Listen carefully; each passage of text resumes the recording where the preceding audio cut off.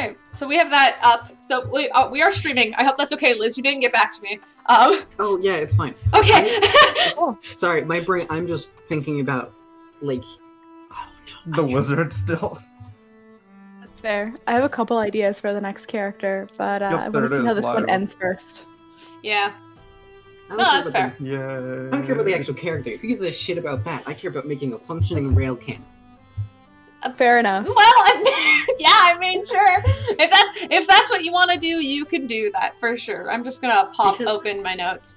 I wrote a little like previously on the Outcasts thing, like a proper one, while I was on the train today, and Previously. so that's gonna be scripted whenever we get around to that. But we need to wait for Steven first. I'm sure he's on his way. Are you gonna yell at the other server to join? Oh yeah, I will. I'm still setting things up though, so give me a moment. But yes. I know there's such a fucking delay on the chat compared to what I'm seeing because I see all the words, the name. Yeah. That is a thing. There's an extreme video delay, but I think the chat will be okay. Yeah. Okay. Yep. Good. For now. Okay. Yep. Good. I'll try to until game starts. I'm gonna try to pay attention to that. Oh. Feel free. Yeah. You just. I see you're in the chat right now. I'm just gonna throw this in Discord quickly. Let's do.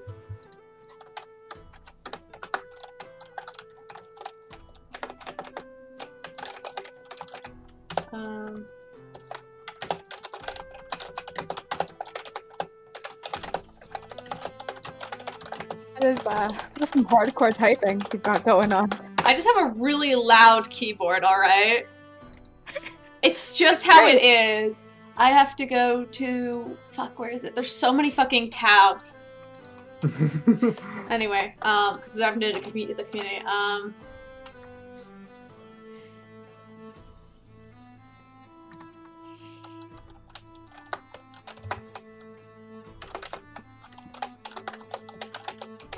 So I have a question for you guys. Hypothetically, how big of a piece of metal would you need to have to just fucking poof through a dragon? Oh, like pretty big. How thick's that dragon's booty? We're not just aiming for the booty. We're not? Okay. I like where this is going. All right. Wait, which like no. Length? Which way are we going? Either. Well, like the thinnest point that would do the most damage would probably be the neck, and I can't imagine the neck's that thick, is it? Can't be thicker than the body. So what you're saying is, if we have like say something that's like 2 inches thick, but it's like a big blade, and we basically just fucking fire that, and we can decapitate the dragon. I mean, we're gonna need maybe with like Pierce's greatsword or something. I don't know. I don't have a greatsword. I have a long sword. I have multiple weapons, but I'm not.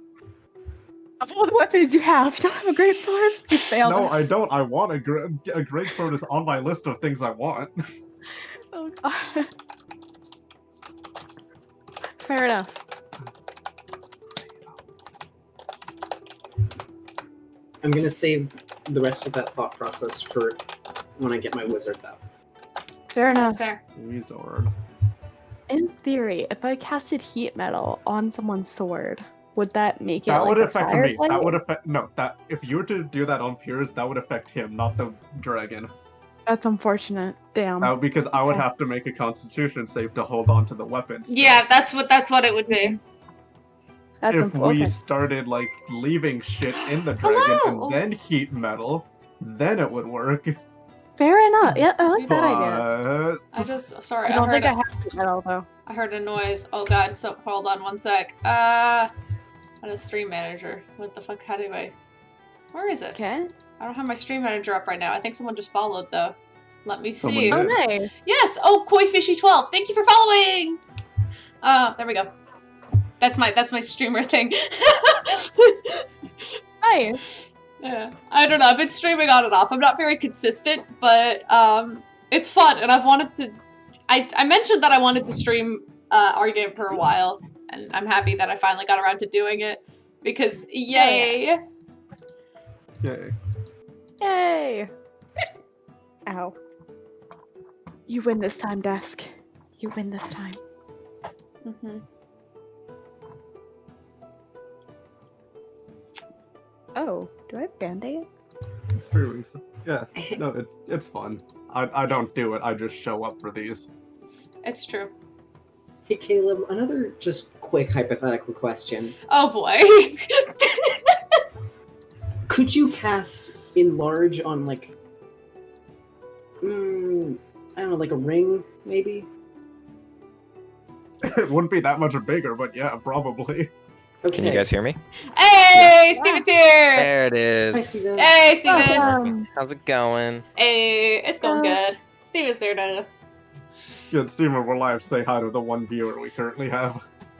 Hi, one viewer we currently have. Alright, you guys, just hold on for like half a sec. I'm going to mute, and I'll be like back in like a second. Sorry.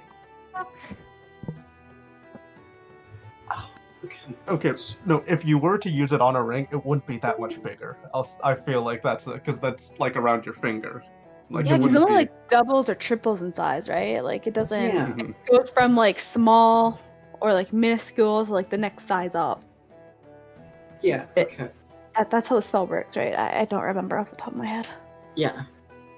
Yeah, because it makes it bigger, 2 times the size, or it'll increase. So because we count as medium creatures, we would be considered large. A large creature.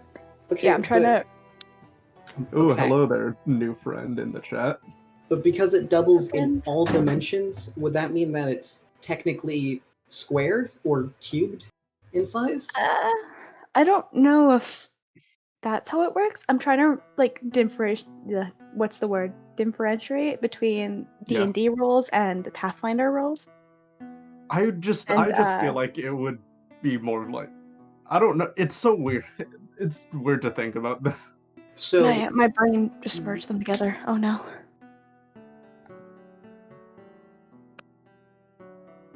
okay. Well, So No, wait. we can just look it up, right? We have access to the internet. It's not cheating. we are currently all on computers and we don't look it up. Well, okay. Well, for your information, I looked it up. And how's it going with that? Well, the key feature that I have noticed here is that when you enlarge it, you need to have size for it, but when you reduce it, when it like grows again, you don't need space for it. Interesting.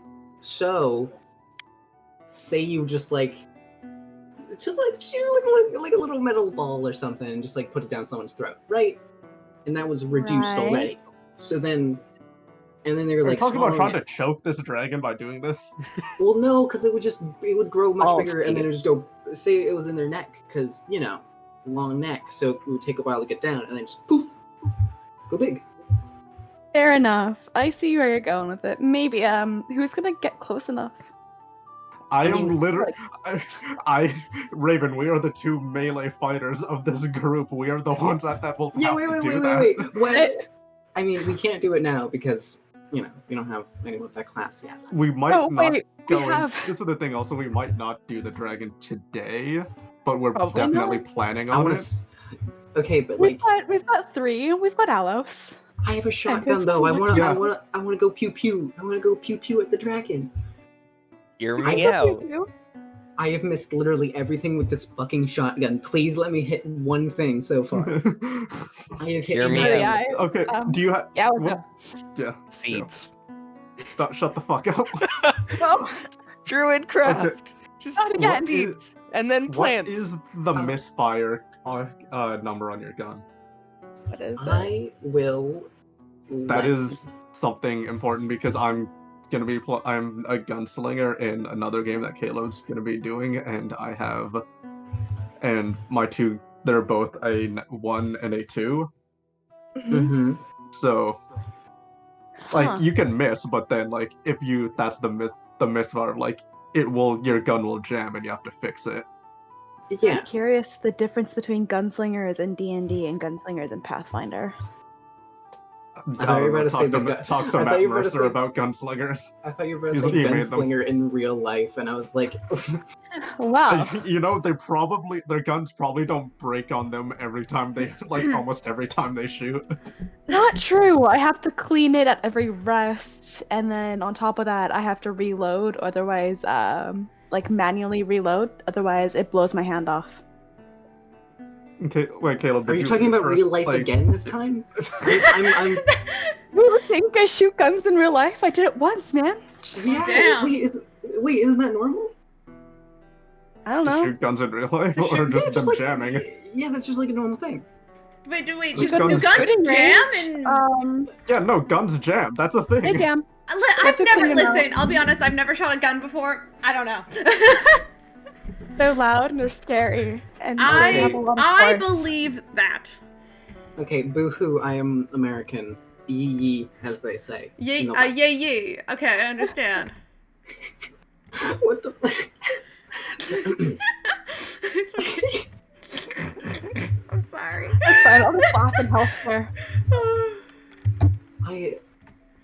You have your guns. I'll settle for the subpar healthcare. I mean, we have guns here, they're just not as easy to get. That is true. Yeah, you have to go to the shooting range, and then you have to, if you want to take it away from the shooting range, you need a license.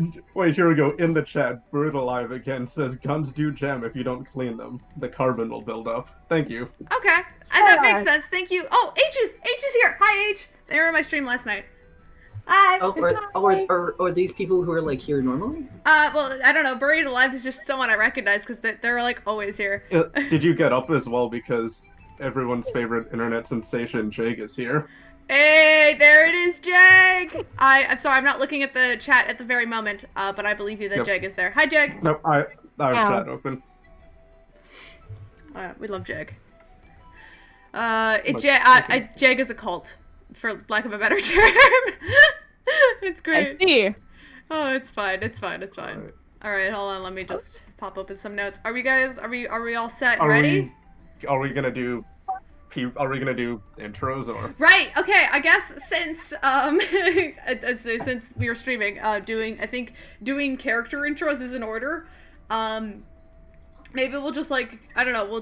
We'll go through it, and then everybody could just introduce your character, what class you're playing. I guess I'd say what level you are, but you're all level 10, so. Some people are 11 because multi-class. That's true. Like you and Raven are. Raven we has are? more. Well, no, Raven. Yeah, you're level 10. I don't. Or overall, it's level 10, but no, overall it's 11, but it's the two separate classes. It's weird multi-classing. Technically, Peirs is level 11 because there's the one piece of cleric in him. Yeah, but it's weird why D&D Beyond does that, but it's okay. No, I think that's just a general. No, that's just a thing. That's not D&D Beyond. That's actually how it works. I mean, isn't D&D Beyond really just D&D? Isn't that just? That's true. D&D Beyond. D&D Beyond. Anyway, so fuck. Okay, go. Fuck. Who goes first? Introduce your character. Who they are.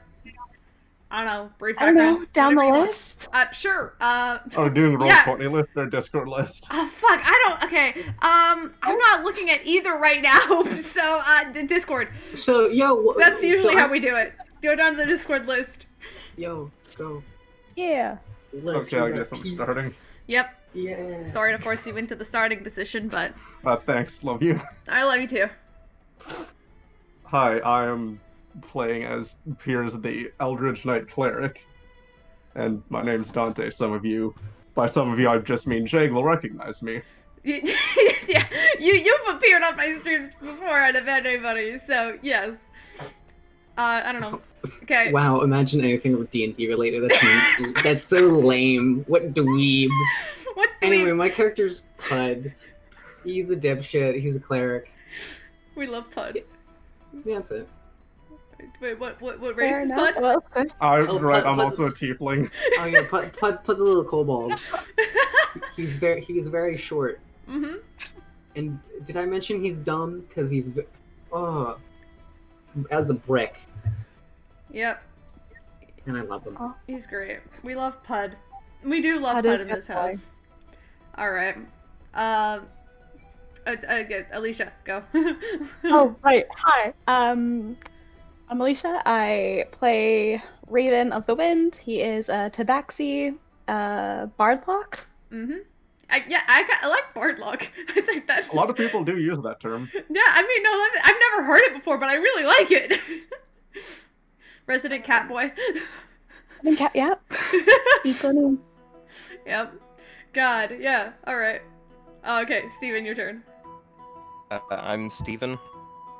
I play as Vandor, who's a Simic hybrid druid who does not understand that money needs to be used to pay for stuff. No concept of money. We love Vander. Only seeds. Oh, God damn you. Yep. Okay. So. One day, buddy. One day. I can't wait for the day when we get to like a dragon's lair and Vander's just in his brain. He's like, "Wait, we can just take all the money and then just put one seed for each. Oh, it's genius!" And then he's gonna spend all day doing that, and the dragon's just gonna kill him.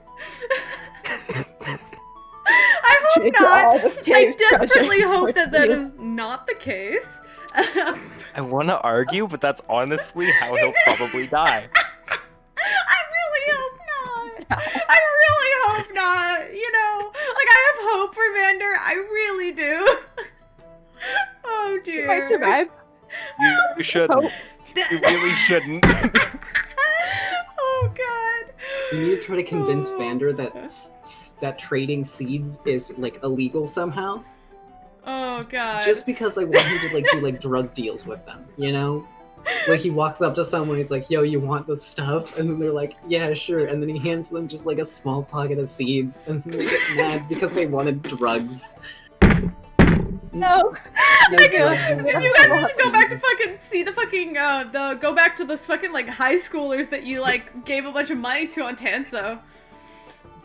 That's what needs to happen. I think Vander needs to meet them.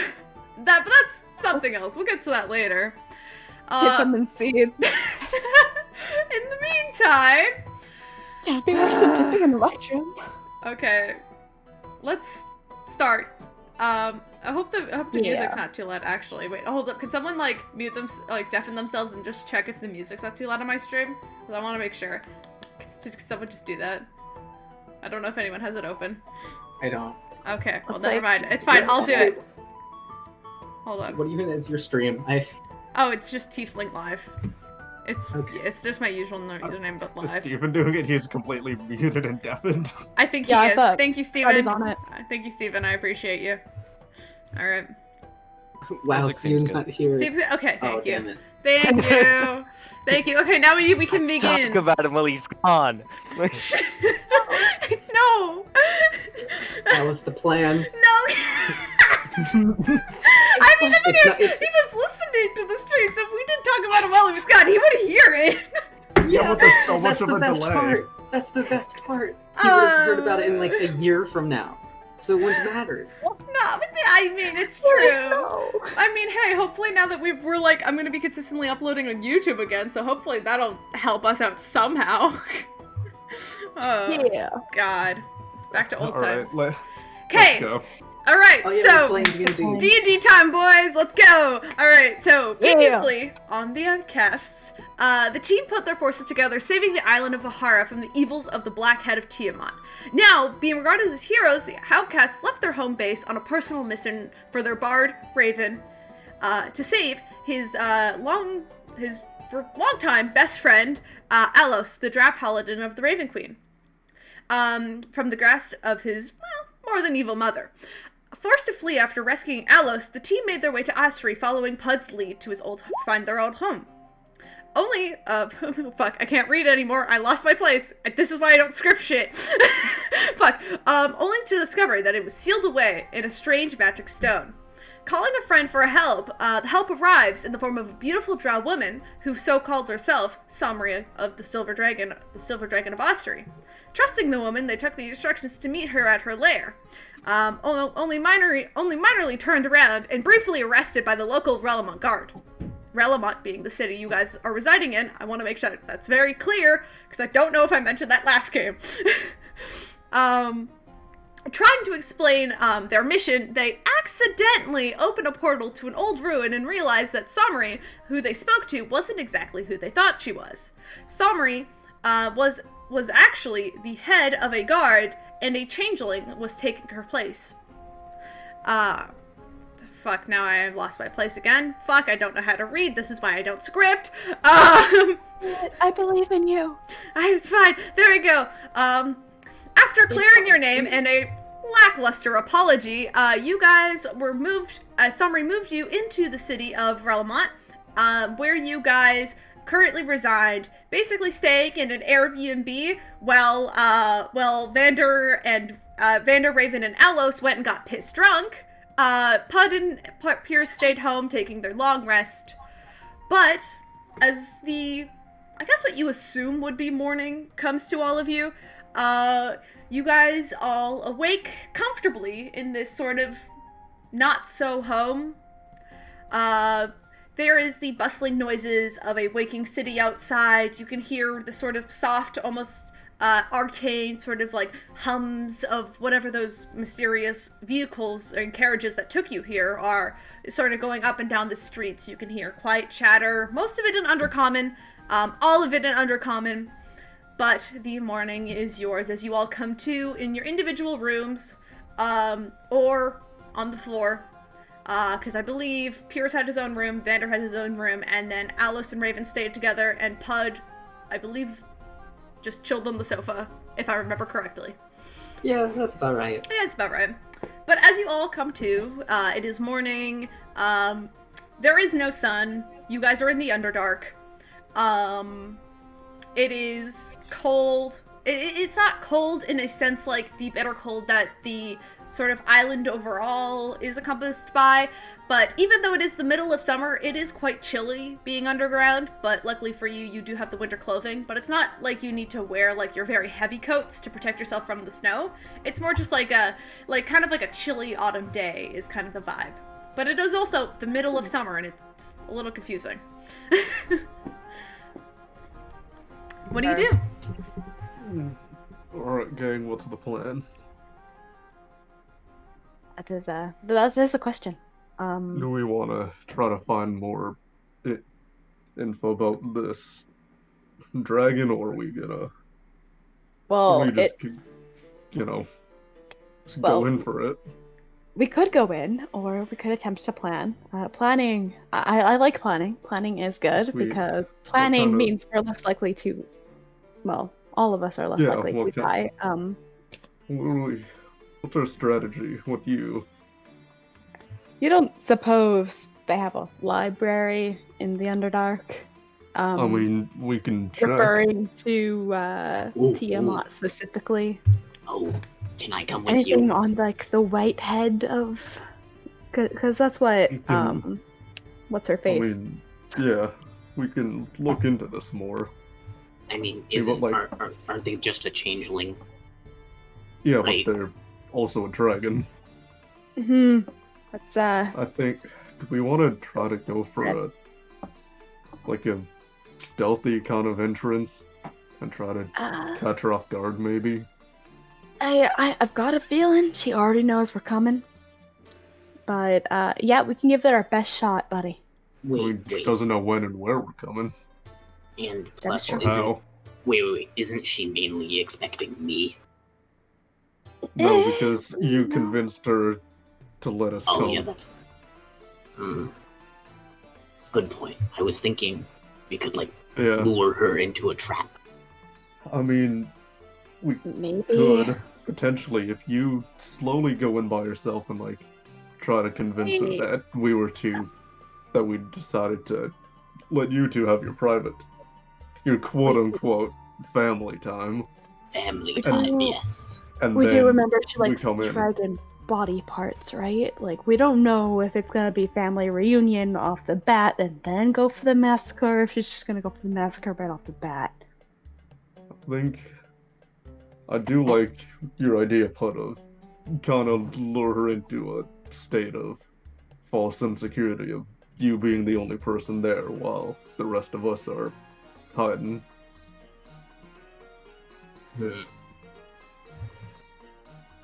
okay, what if we set up like a trap and then like slightly outside of her place, right? Like a glyph of warding, spells, whatever. And then I pretend to be injured a little ways away, and then like I scream out for help, and then she'll like come over and be like, "Oh, my darling son, you're injured," and then she'll like, come up, and then we jump her. Doesn't she teleport? Shit. Yeah. That was a good plan, though. Great plan. Kind of plus. We'll get it next for effort. But I think she could technically just teleport. As you and guys we'd be back are having this sort of conversation, you hear a soft, like, on the front door. I'll go check. Is there like a peephole that Raven could look through? Sure, yeah, there's like there's a tiny little peephole. Bold of you to assume I would look through it. Okay, so yeah, you just open the door wide. Standing out in front is Mhairi. Not the one who tricked you, but though, like, she's got her hair tied up in like kind of like a very messy bun. She's kind of got this sort of like tattered leather armor on, and like under one arm she has like sort of this small like sort of like paper wrapped bag. And she kind of just looks and goes, "Hey, good morning. I saw a couple of you were out late, so I figured I'd come by and drop something off." She gestures out holding the little basket for you. Oh, thank you. Much appreciated. What is it? Oh, it's breakfast. I don't know, figured I'd get you something nice. It's not often I have, like, I don't know, you people to host. I don't know. And she kind of shrugs, but, like, she also steps in. Thank you. Come on in. We're just, idle chatter. You know, basic morning things. You know, we're Peirs. planning on sightseeing. Oh, well, if you need a way around or a guide, well, okay, maybe I'm not the best guide, because I shouldn't know what you're up to, but, I could probably lend you guys, like, a map or a car or something if you wanted that. Map would be good. What? Map would be fantastic. Yeah, that would be great. Wait, what was the second thing? Car? Yeah, well, you know, like the thing I took you guys here in yesterday. Oh, right. Is it like a food? It's short for carriage. We call them cars down here. Yeah. Okay. I can lend you, I can go lend you like a rental, or, I mean, I think mine's already a rental enough, so if you kind of fuck it up, you know, I'm fucked too, but... I mean, if we do mess something up with it, we'll gladly pitch in to help you if you really need it. How much is a car? Can I drive? Well, no. I mean, if you're gonna buy your own, a lot. But you know, you can like rent one from like a local guy, maybe. No. I don't know. We don't really, or wouldn't be able to take that back, so there's no point in buying it for ourselves unless we could, you know, get it to Mhairi. What is this? You can get Listen, your Raven, vehicle if you want to buy it, then you can figure out how to get it back to Mhairi on your own, pal. Jeez, getting one of these guys even getting one of these up to the surface would be difficult. I don't know how you get to a different island. Fair enough. Yo, are we ever going to work on that tank, like, eventually? Oh, what? That is... What? another... I mean, you are the only one smart enough to actually make it. You know that, right? I'm smart enough too. We can work on it together sometime, don't worry. I don't Sounds know, great. Maybe when we're in Platala, we might be able to talk to people about that. Tank, I miss it. Good times. Either way, we... Sightseeing, right. Mm-hmm. Yeah, either way, if you are okay lending us your car, then that's... You're right, but how... Just to rent, how much would that be? I don't know. It really depends on who you're, like, you know, buying it from. Right, and Okay, you're a renter. We also need to remember the factor that we don't really have a lot of the currency from down here. Kind of just shit, right. found that stuff. Yeah, no, right. You know, down here, the Underdark currency is pretty universal with all of the other Underdark places. Like, you know, this is the Underdark of Osiri, but there's also the Underdark of, like, you know, the other islands and, you know, mainland too. Would we be able to exchange our surface gold for any of that? Your surface gold is kind of worth, like, jack shit down here, I'll be honest. But, Noted. Okay, I mean, we just kind of have to fly off the seat of our pants, I guess. Yeah, I can help you in any way I can, but, like, you know, I'm not, like, this big, rich dragon either, you know? I mean, like, how big is this this city, is walking that bad of an idea? You know, like... I mean, you could certainly walk if you want to. Be my guest. Walking sounds great. Let's go. Is it that big that it's like... I mean, it's possible. It's totally possible. You guys seem pretty, you know, fit up to the task. Yeah, listen, I'm just a little lazy personally, but, you know, I think you guys could, like, take care of it. Maybe if you really wanted there's a library in town. Why do you want to go to... I guess there is. Books. Right, no, yeah, there's a library, downtown. It's kind of towards the center. It's this big white building. You really wouldn't be able to miss it. Big stained glass and stuff. Though, unless you can read Undercommon, I really don't know how useful it would be. Oh, no, that will not be a problem. Oh. Wait, also, Raven, it's for our universe. Yeah? Can I come with? Sure, Puud. You read Undercommon? Raven, you know what he wants from the library. I know. But I can't tell him. Yes, I can read Undercommon. Listen, I can kind of lead you guys in the right way. The moment you hit town center, trust me, you wouldn't be able to miss it. If anything, just follow the crowd and you'll eventually get there. It's huge, super fucking busy. So, stay close to each other. But you know, the library's this big, like, sort of white quartzy building. You wouldn't be able to miss it. But so it's like well funded? Lots of info? Yeah, you could say that. I mean, it's run by the sort of dynasty, right? So, you know, they kind of have control over everything down here. And say there's information we need that's maybe not, you know, of the general public. Where would we maybe possibly go about finding that? Universities or private libraries that we could, like, maybe possibly get into? Oh, jeez. The older the books, the better. Right. Art box. I listen. I'm not much of a reader. I just usually say the library, I guess. But even so, like, I don't know. I don't read. I guess you could really get it the way I get my information is just asking around. You know, if you get the answers from the right people, you'll get what you want to know. But I understand that doesn't work for everybody. I'm not sure the general public will have information that we need, but you know, I'll check it out. Oh, I wasn't talking about, like, the general public. Oh. Yeah. Oh, I see. Yeah, that shouldn't be a problem either. How different could it possibly be? You know, gangs and stuff exist around here just as much as the overworld does. They're just, I'd watch out. Title's not coming jack shit down here, but oh well, I can do it. They bite, so watch out. So do I. It's not gonna be a problem. Alright then, Raven. If you guys don't need me, I still have a job to get to. No, you can, by all means. We can give you a call on the Rocky Talkie. Right, yeah, Rocky Talkie me.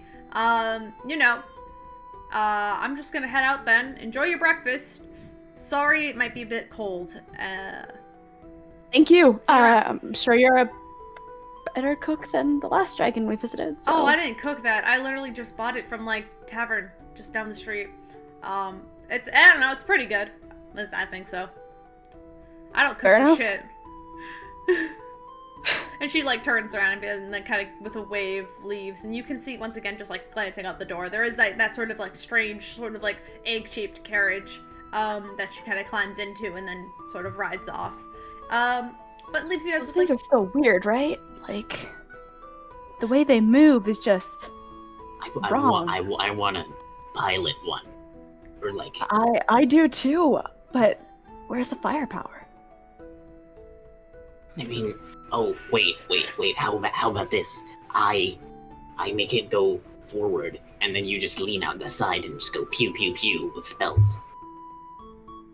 Pew pew pew. We're not driving. We're not driving down the street and shooting people. I mean, we're not shooting them. I mean, as fun as that would be, maybe not in a city full of innocent civilians. I just said not then. I just said not then. Back onto like, the task at hand. Some other time.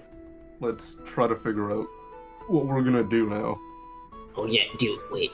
Should we like ask? Well, I thought the library. That's where I'm gonna head. I'm gonna what start are you walking. gonna be? Wait. Okay. I follow. I follow Raven. All right. Okay. So so you guys are gonna head to the library. Peirs and Vander, what do you want to do? And what does Alos want to do? Oh, Is right. he gonna And go with Raven? Alos, I guess he'll just go with Raven, just kind of as protection, right? I forgot I have to play a PC now. Okay. So go with Raven as a friend. I mean, they shared a room last night. You don't know what happened.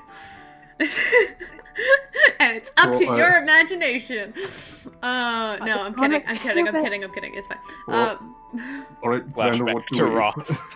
Jesus Christ. Ross and Rex. Okay. Every fucking time. God damn it. God damn it. I wish I never told you that information sometime. Good, so for stars, above game Raven, is just going to the library to look for dragon stuff. Pretty much. Okay, what the fuck are we gonna do now? You can come with me and attempt to read Intercommon. Wait, no, that doesn't work. Reading is for chumps. Wait, if I cast Comprehend Languages on a target, can they then read? Mm-hmm. Yeah, you can cast it on other people but yourself, and then the spell works exactly the same. Are we all just gonna do library, or not gonna try to talk to other people? I mean, you could. I don't know how your social skills are. So you guys just want to all go together as a party? No splitting today? Alright. Yeah, we can do that. Why do you put it like that? No, you're fine. No, I'm sorry. I'm making sure because sometimes you guys like to go off and do random bullshit, and I'm giving you the opportunity to. But if you don't want to, that's fine. We can actually do the plot stuff. I want to go off and do random bullshit. Yeah, now I want to go do something. No, please, God! I'm just surprised that you want to do it for once. Guys, Team Library usually gets into random bullshit whether we mean to or not. That is true. We'll find best. That is true. Anyway, so yes, if you guys want to make your way down, you guys sort of leave the small sort of housing unit that you guys were staying in, packing up all your things. You guys sort of walk up, following the crowd. There are a couple people walking on foot, but after a while they turn off and head into places sooner. But following the direction of which the carriages seem to be sort of like riding, you guys kind of begin to navigate and find your direction to a point. It's not insanely difficult to get there, but it also is to get to roughly the center of town. It does take you about, an hour and a half to nearly 2 hours because you are quite a ways away. But once you get there, it is a large city with vast kind of towers that almost that go up and almost seems to attach to the ceiling of the ceiling of this sort of large cavern. But it's not even a ceiling that you can see. It almost just looks like some of them just go on forever, while others are cut at maybe 12 or so stories. All the streets are lit, which is nice for you, even though all of you have dark vision, so it doesn't really matter anyway. But they're all lit with like these sort of soft yellowish or yellow-greenish sort of lanterns as you guys walk down the streets. And there's a bunch of people. Most of the people in this town are Drow or Durgar, from what you can see. But every once in a while, you see the occasional tiefling walking about. As well as you would also notice a couple of kobold scattering away. Specifically, Puud and Ravenwood with your fantastic passive perception. Beginning to think I stand out like a sore thumb over here. Damn. Okay. You kind of do. You and Vander, at least. But as you guys continue on, following the semi-vague directions that Mhairi gave you, you guys actually do find the library. What you assume to be a library. It has these large quartz steps, these white beautiful pillars that seem to curl up until has this sort of like very it's a very beautiful building that stands out amongst the just like the tall sort of almost pillarish kind of buildings that sort of surround it. It is very clean. Like as dark as it is in here, the sort of the general perfection of this building, it almost looks like itself is glowing. There are a couple, there's a couple of like scholars kind of like in very nice sort of drow robes, kind of like walking amongst just communicating, like leaving or coming into the building. As you all kind of approach, a couple of them do give you kind of a sort of like an upturned nose as you guys walk by, but no one stops you as you enter, as you guys arrive. Begin to think I should have did a disguise. Okay. It's fine. You look great. Aw, thanks, Puud. Yeah, and as you all kind of, I'm assuming all of you enter, the place is huge. There are just like multiple floors that you can see just from the bottom as it just goes up, and the everything is lined with books. There are Raven stares excitedly. There's a couple of drow sort of mixed about looking at the shelves. There's a couple of Durgar as well that just appear to be, doing their own, whether taking books out or putting that back on. A couple of the drow and maybe like one of the Durgar that you do see, they all appear to be wearing a very similar white robe. That is relatively short. It doesn't go to like the feet, like the other ones, like the sort of scholars that you saw. It kind of goes to about their knees, and they wear like very nice pants, and very clean. But the robe does kind of like sort of cross over in the front, and there does appear to be a small like sort of badge, sort of like placed on top of the robe. And all the books. What? Look at all the books. Oh, this is great. Yeah. Okay, personally, in my mind, fuck all these rich people. I would like to go smelling. Okay. Roll a perception check, please. With your nose.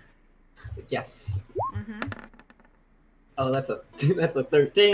That's it. We love the Liz rolls. Oh, yep. There are a lot of different smells, and it doesn't smell like the libraries you smelled before. The smell of old books smells different in here. It almost smells like damp, and it kind of bothers you a little bit, because you can't really find like a good direction. But okay. well, I mean, what are you? You didn't tell me what you were smelling for, Puud. That's fair. That's fair. All right. Also, do I get lost? Because I really hope I don't. Oh no. Roll a survival check. Fuck. Okay. Wait, with my perception, would I notice Puud wandering off? It depends. God damn it! Puud gets Or lost. 16. That's an 8. Puud gets lost. Oh. But you get a little lost. Raven, you were going to be doing research, aren't you? I was, yeah. All right. Do you want to roll a investigation or perception check? Your choice. Oh, I can use perception. Hell Yes, yeah. but before you roll, what are you looking for? Alright, I am going to be looking for information on old dragon gods, specifically Tiamat, if I can find it, or white dragons. Right on. Okay.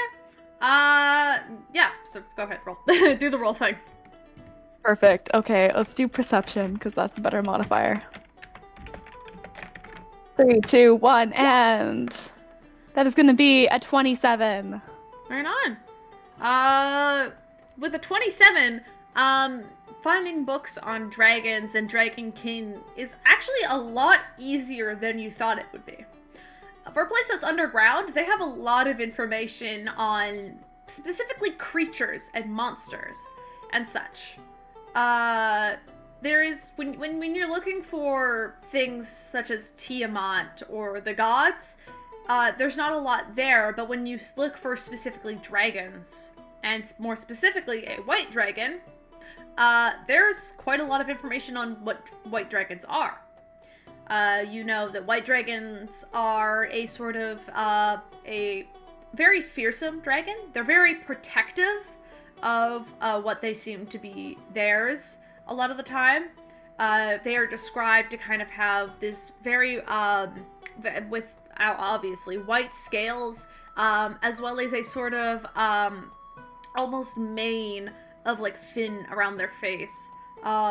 They more often than not live in very icy and cold biomes, as that is their sort of preferred element, being that they do have a ice breath weapon. You learn as well that a lot of the dragons that did exist did go, a lot of them, if they didn't go extinct, did disappear or go into hiding about 500 or so years ago, and so seeing dragons now is quite rare. Huh. The more you know. But yes, but yeah, sorry, Puud, you're lost. You follow that nose and you don't know where you're going. Peirs and Vander, what are you guys doing at the library? He can't fucking read the language. He was just going between all the different shelves, just running his hands across them. Shit, I forgot. I was supposed to cast comprehend language. Yeah, you can if you want to. I did. Okay, mark off the spell. Give me a sec. Yeah, mark Could off that the could that allow Puud to read? No, because Puud doesn't have the ability to read. You have to know how to read for the spell. Yeah. I mean, unless I don't know. Let's see. I would ask for you to cast the spell, and then I would make Puud make an intelligence check to see if he could. For duration, you understand the literal meaning of any spoken language you hear, or written language that you see. To be touching the surface. Yep. So I think it technically gives you the ability to understand, even if you can't technically read. Oh, okay. So in that case, yes, Puud could technically read. If you cast the spell on Puud. I was gonna cast it on Peirs. Okay, but you can also cast it on Peirs, if that's what you want to do. Yeah, I think you should probably do it on Peirs, though, seeing as Puud is lost right now. What interesting words. Time to eat them. Words. I should have It's like alphabet soup without the soup. Or a smelling for. Yep. Could I make a Well, more... what were you smelling for? Now I'm curious. Something savory. Oh, okay. Well, you did get lost. Yeah. So sorry. Again next time. But yeah, so you're gonna cast a spell on Peirs? Absolutely. Alright, Peirs, is there anything you were looking for? Well, man, I guess now I have the power to fucking read this language, so he's gonna look specifically for white dragons and to find any, but just specifically history of, like, dragons that have been here on the island. Looking for history of the dragons on Ostry, Yeah. a lot of it is, especially down here, a lot of it is quite vague. There's a lot of mention of, like, the Ostry is protected by a silver dragon. It kind of holds residence to what they call is the Dragon Queen. They kind of there's a lot of reference to her being kind of like the mother of dragons and kobolds. For a lot of the time, because you do actually realize that because Osiri is a cursed island and it's cursed, sort of bound to this cold, that a silver dragon appearing as a sort of warm protection was almost what the culture of the island needed when she came to. And since then, many years has passed, and people still mention the sort of mother of dragons as the sort of silver dragon myth. But besides that, there's not a lot of information except for that. Okay. But yeah. What about Vander?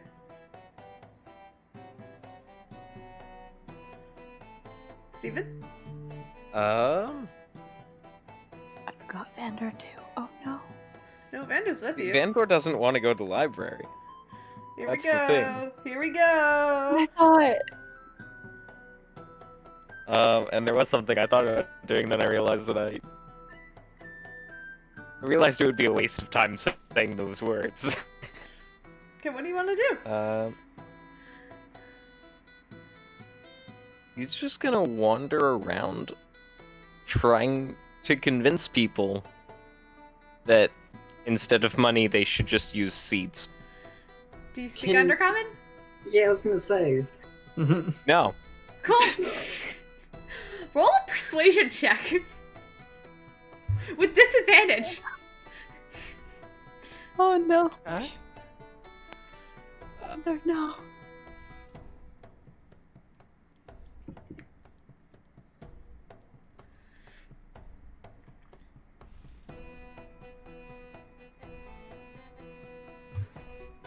Give you a minute. There it is.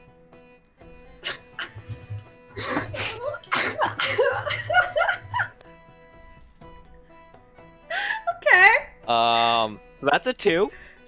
That's a natural 1. And a 2. Yes. Plus 1. So, a 2 overall. Yep. So... Vander, you kind of approach, this sort of, this drow man who appears to kind of just be minding his own business and kind of putting books back on the shelf. And as you do, you're trying to communicate with it. He's responding to you in a language you have no idea what he's saying. You're getting somewhere with this. You're actually getting somewhere with this. As you look at this drow guy, this guy who's at the library, he looks a little distressed as he kind of like gets up and just quickly backs away from Vander. But Vander, you feel like you're doing something. Like that was probably the best conversation you had. Like you feel like you really got somewhere with that.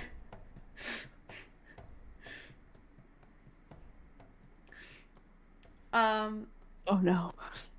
Meanwhile, Puud, as you're kind of running around, you're trying to follow your nose, but your nose is kind of misleading you today, and you're not entirely sure what this is all about. Maybe it's because you're in like an unfamiliar atmosphere. Maybe there's other reasons. But you kind of find yourself much further towards the back of the library, though you're not entirely sure how to get back to the front at this point. But there is sort of like a drow, a gentleman with sort of long black hair that's kind of like pulled back into like a braid that goes like down his back. And as you're kind of like sort of wandering around, you hear in Draconic, "Oh, you look lost." I am very lost. Where might be your owners? I am my own person, very rude. And also, could you help me find a book? By any chance? Oh, You're looking for a book? Is it for your master? Once again, it's for me. Right. Do you know any books that taste really savory? Oh, I can't say I do. I don't taste books. It's all right. Why don't you come with me? We'll find you back to your master. Can I do an insight check on Absolutely. Because, like, those vibes are fucking horrid, dude. I don't.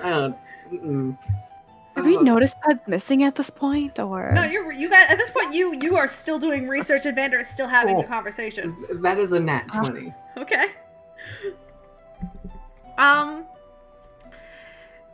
This drow is very much not looking at you like a person, if that wasn't obvious. And is almost looking to you as almost like what can only be described as like a specialty. He does want to meet whoever, he assumes has control over you. But by specialty, he does mean eat, right? No, not necessarily. Okay. Hey, could you come here could you lean down here for a second? I have a bit of a secret about my odors to tell you. Ah. Are they, in the building? And I'll like, gesture for him to come down to, like, my level so I can whisper in his ear. He will lean down a little bit, but not much. I will fly up to his level. Okay. Yeah, you can do that. At the moment you fly, he actually staggers back a little bit and he goes, "Oh, they're real. Oh, I see how this is."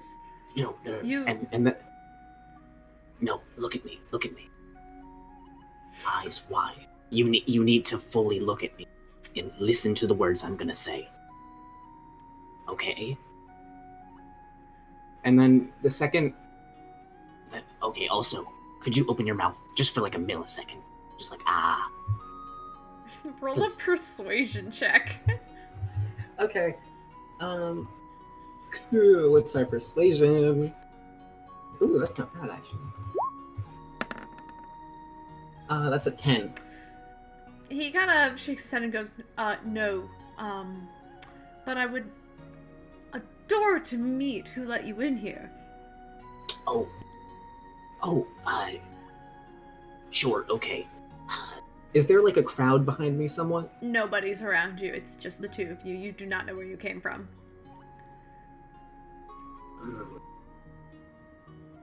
Fuck, okay. God damn it. Yes, sure. Take me to the front, please. And I'll put my coat back on. As you kind of flutter right down and put your coat back on, the drow says, of course, follow me, and begins to kind of walk sort of back into the sort of library as you follow, I assume. Mm-hmm. Yeah. He does lead you past a certain point, and you do see a couple other people who just appear to be just reading books and minding their own business, who he just promptly walks right past. Once it gets to, like, a sizable portion of people, I'm gonna, like, tug on his leg, on his coat. Okay, you get to a point where there's probably a crowd of, like, maybe, like, 3 or 4 people at a table. No, that's far too little. I need more people than that. There's not a lot of people. Like, there are a few people in here, but there's not, like, a crowd in the library. Like, a lot of people are, like, off minding their own business, staying, like, ways apart. There isn't, a crowd at the library. Fine. Yeah, then I'll let him take me back to the front. And then if I see Peirs, or, like, Raven... Roll a perception check for me, please.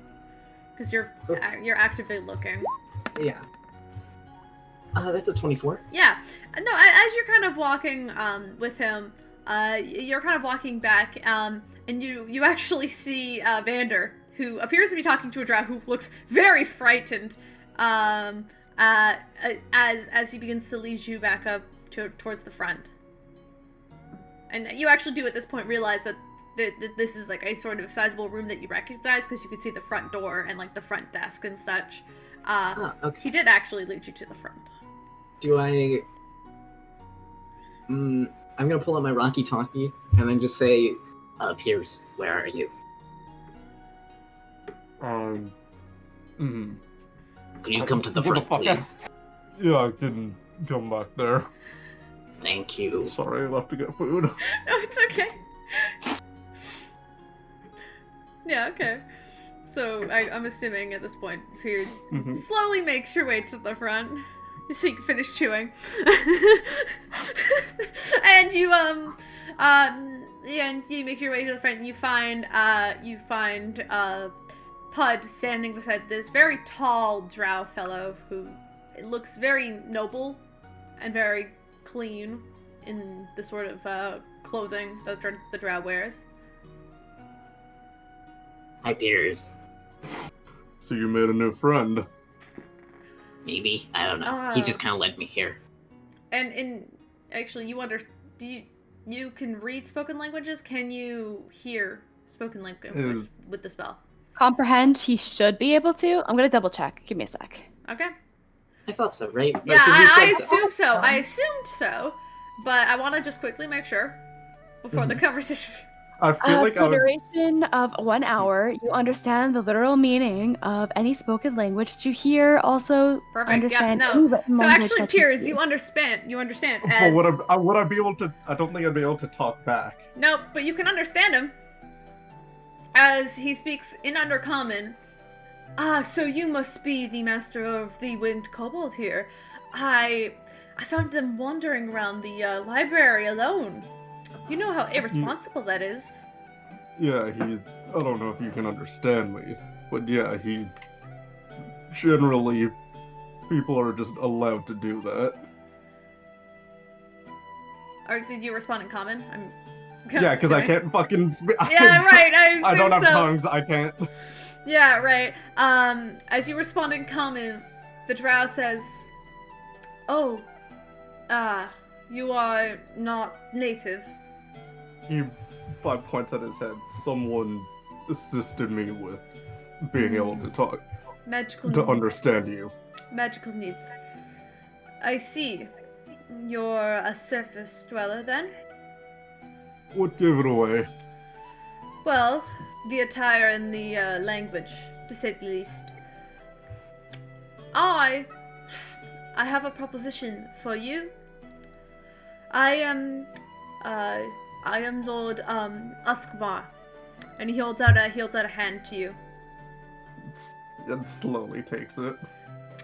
I collect and keep and take care of kobolds of the Underdark. They're very rare around here. That's where we're gonna have to stop you there, pal. That's my friend here is not up for sale or adoption. I hate to break it to you. Right. You do understand he is in a lot of danger being just left alone out around here. And I believe that he can take care of himself very firmly. I've had experience seeing what he can do. I'm gonna once again tug on the coat of the dude. He looks down at you. I'm gonna once again gesture for him to come down. I'm gonna pull out actually one of the sandwiches I made. Okay. You pull a sandwich out of your bag and he just kind of looks at the sandwich and looks at you. And then I'm like, "Say, open your mouth. Come down here so I can feed you." I do not need a snack. I understand that is a nursing method. It's all right, thank you. No, come here. Come here. Please. I'm gonna do puppy dog eyes at him. Because if he loves kobolds, then I should, like, get him, right? Okay, roll a persuasion check, I guess.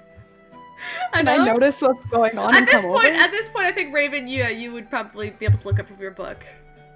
Hey, what's going on over here? That's a 17. He looks at you and he'll hold out a hand to take the sandwich from you. No. Oh, please. I'm trying to give this guy some food, you know. I see that. Why are you feeding a stranger? Oh, Hi. What's going on here? Well, this dear stranger here wants to take Puud from us because he believes that we're, does air quotes, too irresponsible to let him wander around on his own. I never claimed you were irresponsible. I just claimed that I had a place that would be considered safe for someone of his kind. Raven will take a look at the man, and his face will become very, very angry, and he'll begin to speak in Undercommon, loud enough so that he hopes that Alice would hear. Okay, yeah. Just so he can have another person who speaks Undercommon to come and cuss this guy out, and Sure. he'll Yeah. and his best noble insults begin to cuss this guy out. Okay, yeah. As you do so, the man kind of stands back. As you kind of also have Alice's attention now. Hold on. Oop. Sorry. For some reason, just everything stopped all at once, and I was like, wait a second, that's not what's supposed to happen. Lord Scott kind of stands back for kind of shocked, and he says, I don't understand what you are saying. I'm only trying to help. He's a person of his own. He does not need your help. He is not a child. He is more than capable of taking care of himself. He's technically a child.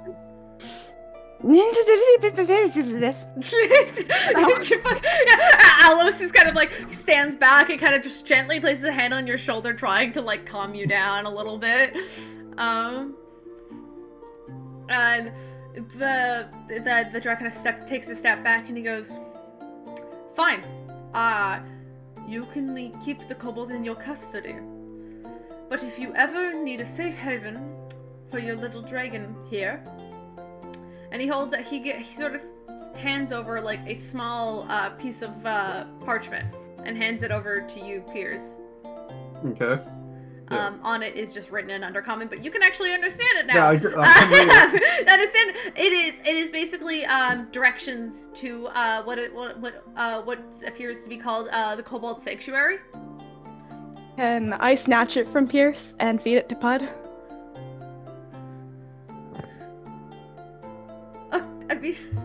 Wait, I'm not gonna eat it. Yeah, that's. So you snatch it from Peirs. And To Puud, if he doesn't want to eat it. I mean, I was gonna wait. Oh wait, could I meet other kobolds? yes, I have many kobolds of different scale, though the purple scale don't exactly exist anymore, and that's what I found concerning, especially one of your power. But I understand if your friends do not want you to come with me. Hey, It is fine. Puud and Puud alone. I have a bit of a question though. Yes? Just, I'm a bit curious. So you say that you want to help me, but you won't even like get down to my level to talk to me. It's kind of That's the rude. point. I should have a title I need to uphold. Okay, how Raven is still sleeping. about this? Can I grab like a chair or something and then sit in the chair or like stand on the chair? Yeah, Okay, there's now like you there's can, like a couple of like tables and chairs around by. You could like, climb onto a chair and then like stand on the table if you want. Okay, so now Are we about level now, or am I still much? You're about level, but you still have to look up at him like a little bit. He does stand like about like 5'9" and Okay. on the table you get up there, but you're not there yet. Okay, now can you lean down just a little bit, please? He sighs, just leans down just slightly to look at you. I'm gonna hold up the sandwich. Close your eyes. I am a famous chef, please. I don't know if I exactly trust that. I will pull out the golden chef's hat as proof. That looks like a party hat. It is quite literally I won it from a cooking competition. It's besides the point. Please, please. I roll another persuasion check. I'd give you advantage this time, because you are telling the truth in this sense. Okay. That's natural. That's a natural 20. All right. I mean, with the 23, I would have given it to you anyway. But yeah, fuck yeah. He sighs, and sort of holds out a hand to take the sandwich, but does close his eyes. No, open your mouth, please, please. He begrudgingly opens it just slightly. I will put my kobold hand, like, my thumb on his chin and like pull his mouth down a little bit. And then as soon as it's open, I'm gonna reach my hand into my bag of holding, get just a handful of the fucking aloe skunk shit, and just yeet it into his mouth, and then run away. Yeah! Just the vomit goop in my bag, just a full hand of it. You do that, and he's gonna like scarf it and sort of like dribble it, spit it out onto the floor as he shouts an undercommon for like the security. And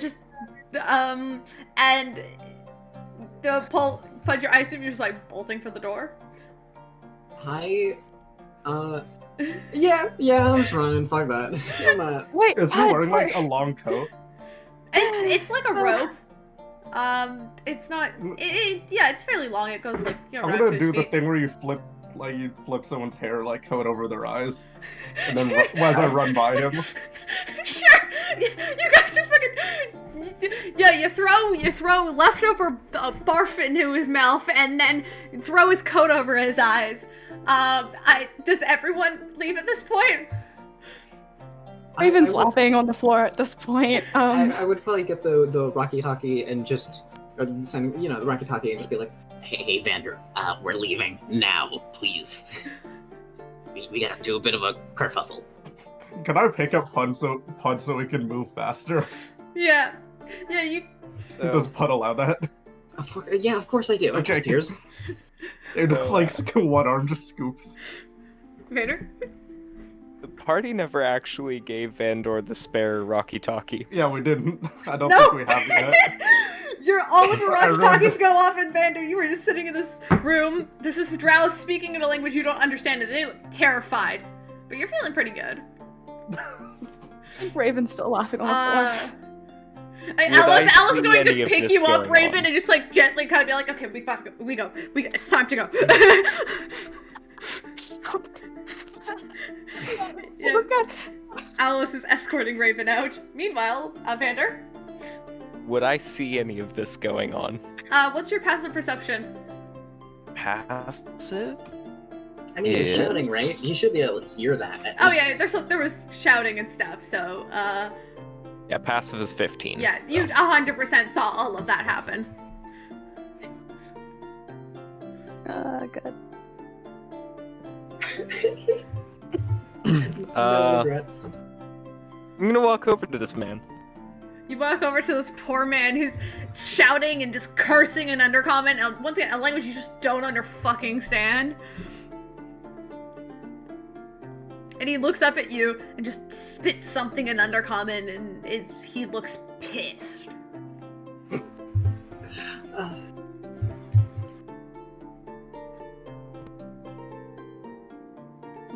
Hello there, sir. Are you happy with the current currency exchange?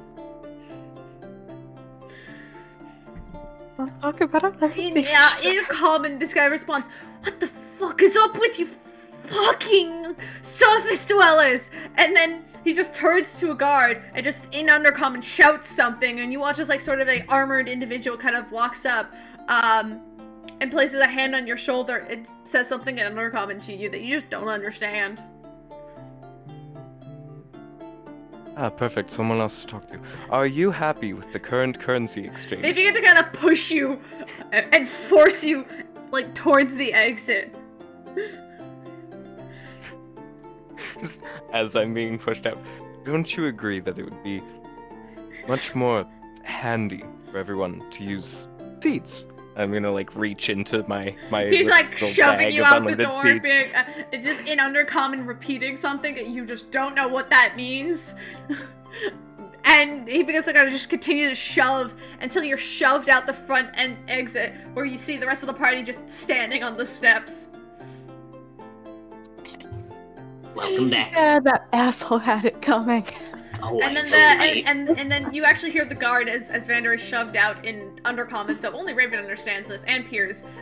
You guys all hear. We have your faces, we may not have your names, but you are never allowed into the library again. And then the door slams shut.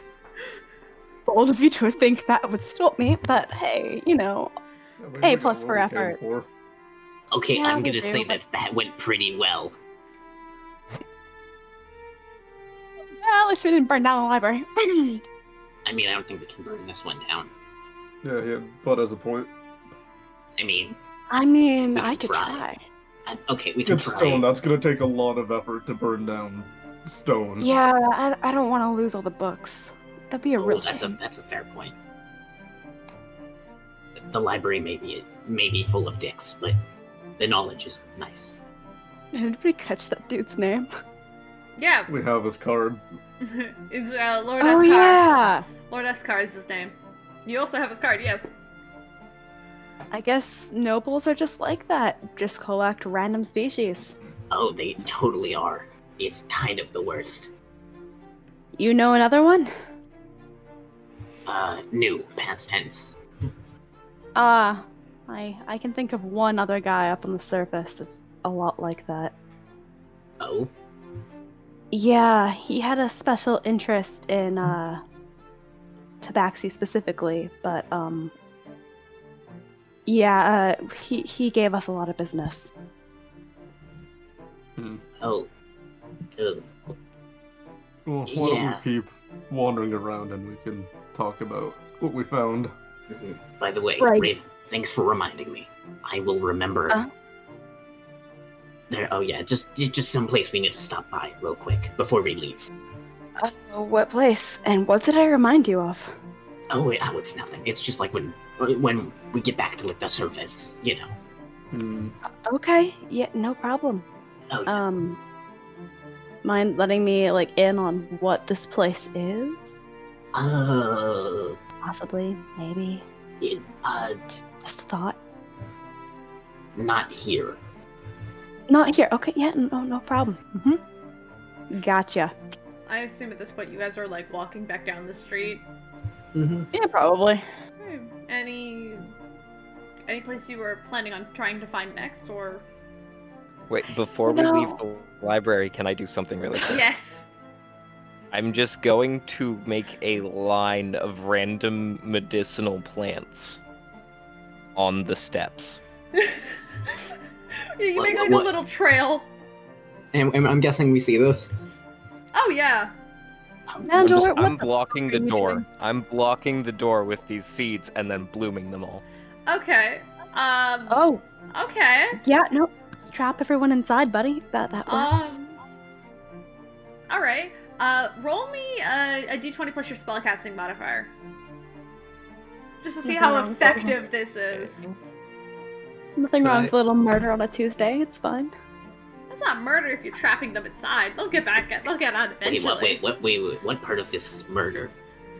Well, I don't remember there being any windows. At least ground level. That's a good point. Suffocation. No breathing. Seven. Gonna run out eventually. You make a bunch of very small kind of shrubs and bushes. It's more inconvenient than it is trapping them inside. Still, they're kind of cute. You know, that's less murder. That is more prank. I like that. And as you guys... Wait. Here. I'm gonna take just like a copper or something, you know, just like a rock, and then I'm just gonna cast light on it, and then I'm gonna hide it underneath the plant, so then when they eventually pull it up, they get blinded. I mean, That's the thing is, the plants are fairly thin. You can see the light poking through its leaves. It's not like a It is, a random selection of different sort of shrubs and such, but, even so, there's slight peekings of light. It's not totally covered. Okay, then I'll take it and just, throw it at the door and then run away. Okay, you throw it at the door and then run away, because it goes bink, bink off the wooden door and just, sitting on the front step. Wooden door, you say? Yeah. Oh, goddamn it. Yes? Wait, Raven, did you say something about murder? Yeah. I said usually we save murder for Fridays as a treat, but yeah, continue. Is murder the plan? No.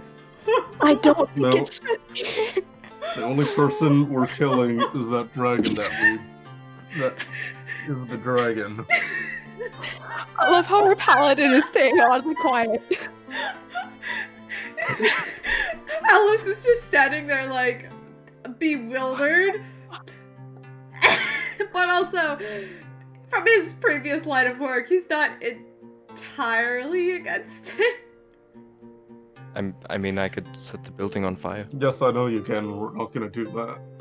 We probably shouldn't. I don't want to piss off the dragon lady again. At least they'd be warm. At least they would be. You would be keeping them warm for the rest of their lives. You'd be doing them a service. Oh, yeah. Melts those fucking frozen hearts. Oh, yeah. Oh, I assume you guys kind of, after that, you begin to wander your way back down the street. It's busy, and it's about mid-afternoon at this point, even though it's hard to tell, because there is no sunlight. Is there any more information that we need other than the white dragon? Do we want to go to the underground? What do you even call it in the Underdark? Why don't we? How about tomorrow? Do we want to try to get this settled, or do we want to wait a little longer? I think if we've there's got no enough reason info- really waiting, is there? That's true. I mean, I also would like to get there within. How much time do I have left? Week-wise? Oh! For that, you have probably about, 3 days. Oh, Yeah, I see. just a few days. We just gotta get it done soon. I'm just saying. I mean, we That's can fine. do it today. Do we just want to come up with a plan first and then head down? What if we hit it really hard and then it dies? That would be the ideal version of how it would go down, but when does anything one go hit, but that way I don't for think. us? I don't Last know, time, do we want to go with the plan of sneaking around? And then bait? Yeah. we could or be do we bait, just- but I don't think we should make it actually Puud. I mean, we I mean, could A illusion little something. slushy. Who We else could could it be? illusion something, or one of us could go, maybe. Well, I've got disguise magic. That might I work. mean- I didn't read anything about white dragons having the ability of true sight. Yeah, but if it's a shapeshifter, it would know forms, and Oh, we don't know that for sure. that's true. It Who could- would go down? I mean, I could do it. I mean, I also could. I feel like I've. I think I'm a little better of an actor than you, buddy. You're Yeah, very but- talented in your own way, but Yeah, but maybe not the acting career. I mean, in the general sense of being able to take a hit in case something bad happens. Well, I'm not squishy, if that's what you're referring to. I can take a hit, and I'm pretty fast. I can get out of there if it's needed. I mean, at that point, I think we're stuck in that, and we're just gonna have to all get in on it. Well, on the How bright about- side, Wait, what if we actually do some scouting and recon so we know what we're dealing with? I mean, yeah, planning. Yeah, we could do that. Because we like can't really a plan with that. actual layout info. plan. Well, other than this crudely drawn map that has scribbles all over it, and part of the corner missing. Sorry. It's okay, buddy. It's all good. It looked good. I'm sure it did. Well, why don't we go down there and see what it's like, and if she's there, and then we'll come back. Then fight. Got it. Okay, yeah. Are we doing this right now, or are we doing this after we eat? You know, last meal kind of thing. Ooh, I wanna make it. I mean, You want to make our... What's an hour or two? Fair enough. Yeah, maybe we'll be lucky and she'll be asleep. Alright. Dragons are nocturnal, aren't they? You don't know. But you guys do, if you guys want to find, like, I guess instead of a tavern, like a grocery store, for lack of a better term, pick up some supplies. You guys can also take about, an hour downtown to find what you need and then head back to the little housing area where there was an actual kitchen you could use. Okay, before we go shopping, what does everyone want to eat? I don't know. Open to suggestions. Last meal calls. Come get them in. I don't know. Anything's alright, yes. What do they even have in the Underdark? Well, we have quite a few fungi. I know that. There's some meats. There's not really any fish. I mean, obviously. Can't really get beef or any like pork or. I'm sure we can find something. Let's just go to the market and see what they've got. Hey, yeah. Also, Vander, are you do you like only eat plants? Is that like? Or do you eat meat as well? I need to know. No, I eat meat. I just won't kill it. All right. Well, that's nice. All right, let's go. All right. Okay. And you guys managed to find, like, what is the equivalent of just like a little fantasy supermarket? As you guys all kind of wander in and kind of peek around, everything is written in Undercommon.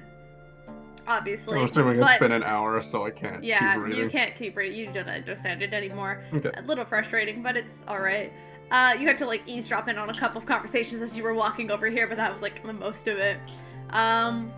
But all around, if Raven is translating for you, there is a variety of different sort of mushrooms in the area, as well as what almost appear to be sort of like there's like like loaves of bread and other things you'd find in like normal sort of shop areas, as well as like for meats in particular, they don't have what you would normally expect when you're looking for food. A lot of it is it is almost insect based, as a lot of the meat is still kept within these sort of hard shells of different sort of creatures. And the meat that is sort of out and already pre-cut, a lot of it does have this almost like it actually almost does look like fish in look. But it has a sort of grayish hue to it. Huh. But I'll say, Puud, if you want to make a perception check with your good nose. I will. That's a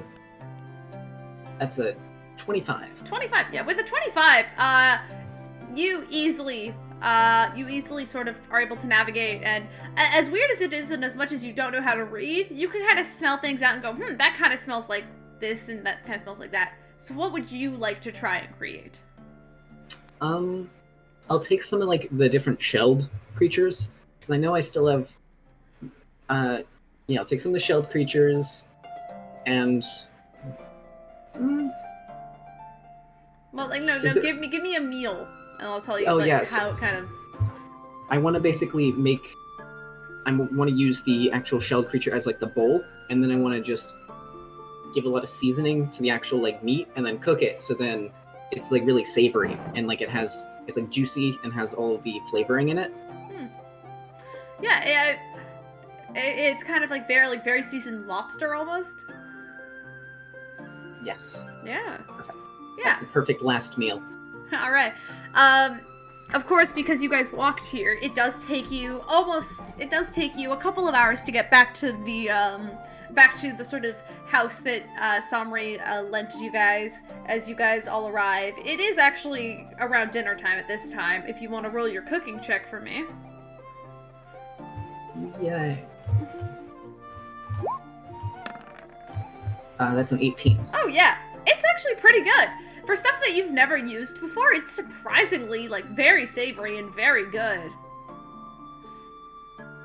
And you get, like, one for each of you, so each of you get, like, a nice sort of strange sort of insect shell. But it is oddly good. As strange and as weird as it looks, and as gray as the sort of meat is, it is a fairly filling dinner. But as it is the night, and you guys have spent a full day wandering in and out of town, and eating pretty good food and causing some chaos, what's your plan?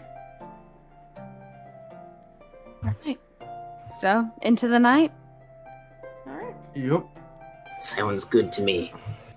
Also, if I can, I want to take I want to buy extra and then make extra and then just kind of put it in my little picnic basket and then just keep that in my bag. Yeah, sure. I'll say you can make about like 3 extra. And then also with the drow coin that I gave you earlier, subtract about 20 coins for the entirety of the meal. Will do. Yeah. All right. And so you guys are gonna head off after your meal. Where are you heading next? I assume if you're following the map, the next place you were supposed to head to is the River of Bone. Okay. I think that's it. All right, Yes. Here we go. Yes. Nice. I love how you're just so excited about that. I mean, the second that Raven mentioned River of Bone was just a thing on the map, I'm pretty sure Bud has just been excited for this singular place more than anything else. I feel like Raven's been dreading it because Pud's about to be very disappointed. Oh. We're almost there. Yeah, as you all Don't get your hopes up too high, buddy. as you But it's all bones. Uh-huh. I'm sure it's bones. That is exactly what that is. packing your bags and leaving the house once again, you guys head down this road. A lot of it, for the most part, is quite well paved out, and you cobblestoned all the way. But it gets to a point, as you're following the map, that the road, that you have to break off of the road. It is still a pretty solid trail, but the road gets a little more broken, as it sort of is falling apart and crumbling in places. As you see that they tried to build a path here, but over time it just hasn't been as cared for as the sort of main roads that you guys have been walking down. It is once again pitch dark, and you find yourself heading into a more forested area. These tall, twisted, and sort of almost rotten-looking trees sort of surround the area as you all begin to kind of wander your way through. It is dark, and you hear, like, every now and then just sort of like a slither or a crack in the forest surrounding you as you are basically set off into the darkness. Can I have either an order you guys are walking in, or first of all? So actually, hold on, because we have Roll20, I'm just gonna do this. There we go. Let's just whoop, whoop. Oh god, I forgot I have to click all of them. Very fun. Do you guys see those? Oh god, they're so tiny. Yeah. Alright. That's fine. We'll make them a little bit bigger for this occasion. Whee! Oh, Alice. Okay. He's big. He's big. Big boy. Actually using their height to determine their size on the map. Oh no. God, I hope not. Yeah, Puud Puud and Raven would stays be the tiny. size it is. No, Vandor's the biggest. Yeah. Okay, well, I'll just wait for you to do everything so we can actually move. Yeah. Well, so who's leading? Why is Raven so big? I don't listen, I can't tell. Raven can be tall for once, it's fine. Okay. Wait, can we leave Puud? Yeah, okay, good. Puud can stay that size. Okay, I was gonna say I was this. gonna make Puud just a little bit Like- bigger so we can all see Pud's lovely design. At Yes. the arrowhead part, this is probably, I'd say, the Yeah, front. Alos is currently in the front, but we can move Yep. around, so who wants to lead? I'd probably be closer to the front. Alright? Jesus. You guys don't have control over them, only I do, Okay. so. I feel like Raven's usually in the middle somewhere. I want to go second to the front, if possible. Kinda like that. I'll take the very back. Alright, I then was that gonna puts say Alos Alos here. would probably be closer to Raven. Alright, so that's the order. You guys are heading down this path into. I would like Peirs to make a perception check because Puud is also right behind you. Puud can help. Okay. Okay. I'm also gonna just guidance him because So you add a D4 to that. Okay, so D4 an advantage. Come on, I believe. natural 20. And then Well, that. you can't really beat a natural 20. You want add a to D4. add the 4? Add a D4, Do why it, not? Please, yes. Yeah, add the Let's see. D4. Add a D4. At the 4. See just how high we can 3. get it. Okay, so that in total is a 25, which is really fucking good, especially for Peirs. Mm-hmm. As you kind of are navigating down this very winding path, you guys it is extremely dark, but luckily for all of you have dark vision, which has made this campaign so much fun. Kidding. As you guys are sort of navigating your way through, Peirs, what you notice directly ahead of you is it almost appears as like the pathway just stops and there's a drop. And you kind of stop holding out a hand as you kind of... Yeah, that was just about to say, like, he stops and holds a fist up. But you also hear rushing water. Far, far away. Why are we stopping? There's a drop Everything right alright? here. Yeah, there's a drop, but far ahead I can hear water. Like Fair there's enough. Oh, like hey, a river. Can I walk hey, up to the Vandor. edge of the thing? Yeah, you walk up to the edge and... Yes. I'm being very careful. I'm just gonna cast No. light on a copper and drop it down. With those plants, are you able to like maybe form like a bridge or like vines across But Actually, something? oh yeah. Oh, well, I take the. Mhairi? I want to do 2. Actually, I'm just gonna. Can I find 2 rocks on the ground? yeah, I don't want to waste copper. Yeah, It's a you- waste of copper. It's a waste of money. there's a couple of like It's a- rocks it's on a there, waste of small money. rounds. So I want to pick up just 2 small rocks, cast light on both of them, take one, hand it to Peirs, Hey, throw this as hard as you can, just forward. and I'm gonna drop mine down All and right. just watch it go. Gives a bit of a stretch and then does a full baseball pitch with it. Okay, roll an athletics check, Peirs. Are you throwing it into the pit as well? I'm assuming. Puud said as far as I can go, so I'm going as far as I'm going. So you're gonna for try to throw it on distance. the other side of the pit? Okay. Yeah. 27. Why? Why? We have rolled 3 natural 20s tonight. But why? But I mean, okay. Yeah, good job. Okay, we love roll 20. Yes, fair enough. As you kind of step back for a moment and just like do like the cleanest baseball pitch as you watch this rock. Like it is the perfect. If somehow Puud picked up the perfect rock for this as well, and it's just glowing. This glowing sphere just tumbles through the air until it goes crashing against the other side, and then it actually you realize it doesn't go very far as there's like kind of like almost like a barrier as it kind of stops and then drops and tumbles on the ground a little bit more as it gets to the other side. And directly on the other side, that lighting up the area surrounding it now, what you could see is there's this large cliff face that kind of like overhangs the kind of drop. So there's like the level you guys are, there's the large ravine, and on the other side there's a small sort of like lip where the rock is set, and then a large sort of cliff face that kind of like overhangs a little bit over top, where you could tell there's probably more land above that. But it is at your angle, it's hard to it like the overhang hangs too much, so you can't tell what's above it. Like it's wide enough for like just one person, like single file line, like side to side. You could, yeah, it is very thin across there. Okay. The lip on the opposite side is very thin, but you do see the rock that's there. But it like perfectly lands and it lights up the area perfectly where you landed it. Because I was watching, do I get any concept of how far it is? Both. Right, yeah, actually, but from where you got it is roughly from like the giant gap that is the pit. Now that you can see, it's very perfectly lit up for you. The general width of it is only about maybe 100 or so feet. Mm-hmm. Okay. But do you still drop it down in? Yeah, I drop mine down in.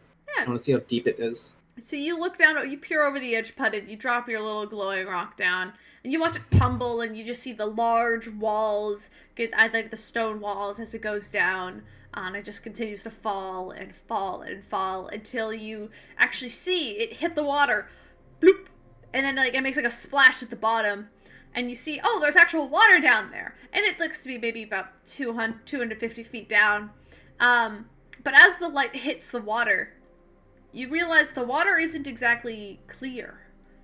It's white. Mm. And as the light, specifically, hits it, the water almost begins to turn and swirl. As the light doesn't fade, it almost expands. And it continues to grow and expand until you see, all of you see, this chasm begin to glow and light up from beneath. Puud, with your amazing perception, you do notice the water begins to turn and like where you drop the rock, it begins to create this almost like whirlpool at the bottom. Mm-hmm. I'm just gonna keep watching it because I am. In Pudd's mind, he is sure that there is bones there, and that he's just looking out for those. Because if there's gotta be bones, right? Pudd, I want you to make a dexterity saving throw. Oh. Okay. That's an 8. Cool. In a rush, the water shoots directly upward as all of you stumble back, and it catches Pudd on the way up as well, as this large force sort of clamors, pushing Pudd directly upward into the air. Hold on, I have to roll some dice now. I am so sorry.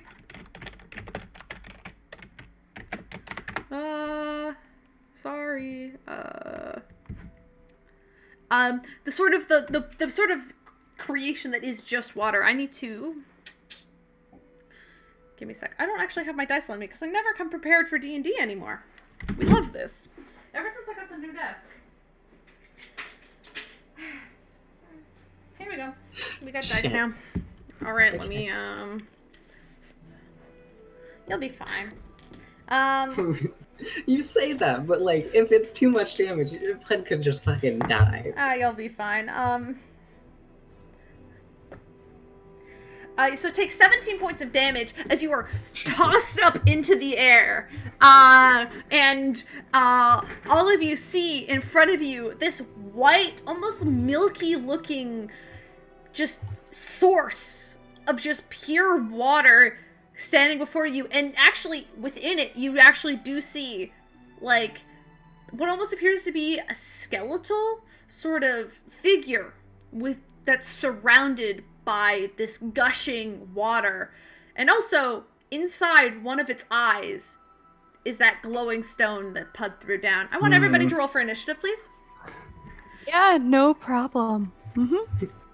I mean, that's Gonna a very be big problem for me. So This is fine. We're gonna be okay. It's fine. What's the worst that could happen? I finally got a good roll. Hey, it's fine, 10. I fucking didn't get a chance Very to funny. make the map again because I came home late. Sorry. But luckily we have a map that does have a water source on it that is very similar to what we're currently dealing with. So I'm just gonna, quickly set this up real fast. Do you know which one I'm talking about? Yeah, I can see it happening on the stream. Okay! Oh wait, yeah. I can just look at the stream. I didn't even think about that. Okay, guys, don't stream snipe. But it's fine. No, it's fine. Let's do this one's Alycia. You act like I've been stream sniping this entire time. It's fine. I don't care. I see Sparks thing and it looks sad. And it's sad. Just miss. we miss Spark alive. We really do. All right, let's Puud, and then we have Vander. Whee! Also, we're allowed to talk about how Alicia's dice is totally cocked right now. Is it? Wait. It's in between 13 It is and 11. That's It very is cocked. Physics very should not. That's like, not. The universe telling doesn't you, I work don't that way. understand. Clearly. How do I don't So know. clearly Well, I against got a rid of it wall. because I can't zoom in. Oh, hey! I remember this. This is good. I can't. This is good. I can't zoom in for some reason. Oh, I'm dumb. There it is. I'm just gonna... I always forget you have to use the. Oops, that's Oh, damn. That's too forget big. that. That's too big. Oh, I can't Is count. it? I can't. No, I can't count. It's only supposed to be 9, but 9. That's too big. Oh no! So it's 1. Okay, cool. I can. Oh, he's tiny. Look at the itty bitty boy. Look, you're the same size as us now. We Yeah. can fucking do this. We got. There we go. This is how big he's supposed to be. Okay. Anyway, Oh, okay. Puud, I'm sorry, I'm gonna move you really fast. You are I was gonna currently say- falling. Yeah. Mm-hmm. Okay, is this gap? This shadowy area, is that like? This shadowy area, I will say the cliffside is the cliff to the water. Like, that is the cliff, and then it just falls down that way. So you can stand Fair on enough. the shadowy part. It was originally just supposed to be like the wet sand of a beach, but what can you do no, when? Yeah, then if anything, like here with Puud. Yep. Let's get that initiative up. Well, first time I've gone last in a while. Oh, you're last again. All right. Experience my pain. Yeah, first time in a Alice's. while that I've gone last. Dude, I'm going first. I rolled How does above that feel? Raven. How does Oh, that wow, feel? very damn. good. Nice. I can't comprehend it. I don't get it. You did good. There you go. Okay. I physically can't match Pud's roll. What did Raven roll? You got a dirty 20. All right. Evander? 17. All right. No, I'm gonna scrap that. We are no longer fighting Beholder. Puud. Okay. No. What did you roll? 20 What did you got roll? 21. What did you? Oh, I got 21. Oh, very. I'm sorry. Sorry. No. Yeah, I'm still go over initiative. All right, and Peirs. 10. All right. Hey, that's good. You guys still rolled over. It wasn't like last time when you all rolled under. 10. Under 10. So you know what? It's great. Oh, I was about to say, did Alice get ahead of me? Yeah. Look at this great order. 21, 20, 17, 16. 10. Yeah, 10, and then 10. It's okay, Peirs. There. And it rolled. There you go. Fuck, now I'm trying to figure this Aw, shit. Oh, shit. Fuck. Sorry, I have to go back until Puud is at the top. bone. There you go. Puud, it is your turn initiative. I need you to make a dexterity saving throw to save yourself from the fall. Nice. Okay. That's a 10. Puud, you come crashing back down to the ground. You find yourself on the stone ground next to Peirs, but you are currently laying prone. So you're going to need to take your action to get back up. I need you to add another 16 points of falling damage. Okay.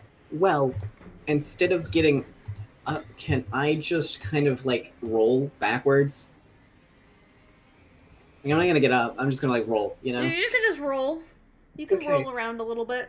So I'm gonna roll just back as far as I can. I'll let you decide how far that is. I'll give you half. I'll give you a quarter of your normal movement. You don't roll very fast.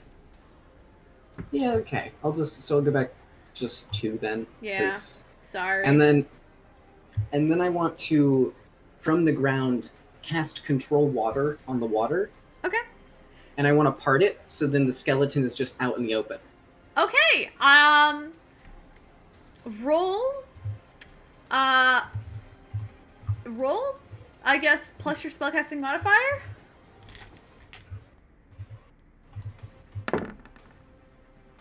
Fuck. That's a 10. It's another 10. Damn, and I didn't roll very well either.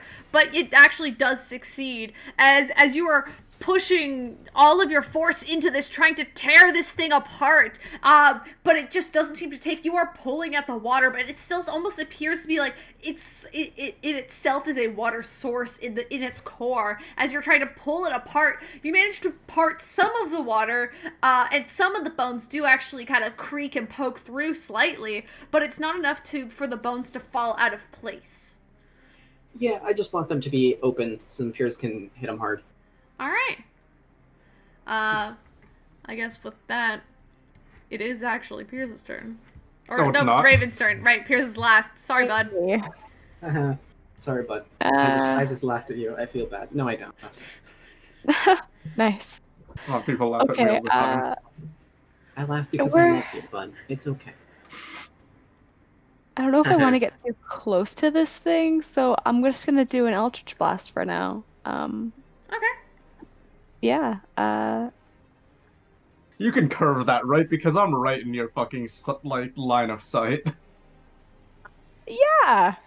How high is this thing floating? It is not floating. Oh, seriously? Damn. Okay, It is very much like a geyser of water that is holding up like the rest of the general area of its body. Okay, and it's just like same eye level as us, or is it a little higher? Mm-hmm. It is much higher than you.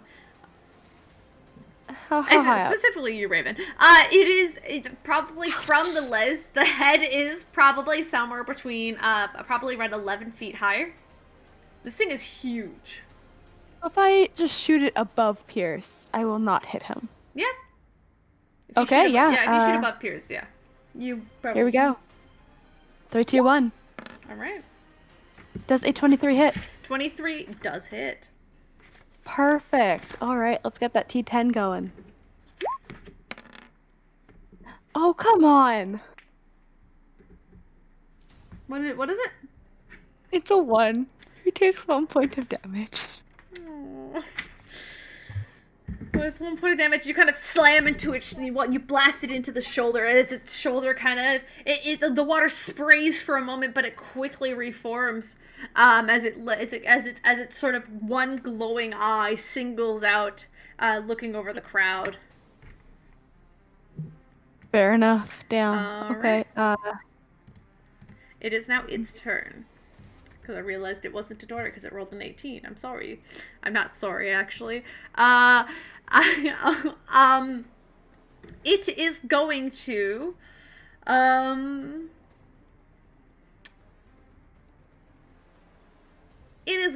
make a, you watch as it's sort of, you watch as its fists sort of come up as these large two almost fists. You see jagged bones that, like, as much as there does look to be a complete skeleton in it, like, there's other just sort of sharps, almost looks like just jagged bones just sticking out of the water as they kind of swirl and hold around as as it holds its form, and it's going to slam down twice on the sort of ledge area. I'm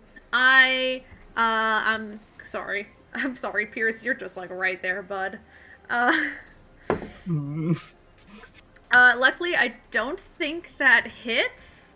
What is it? That is. Hold on, I gotta actually look at the modifier because I'm not sure. I just rolled shit on the die.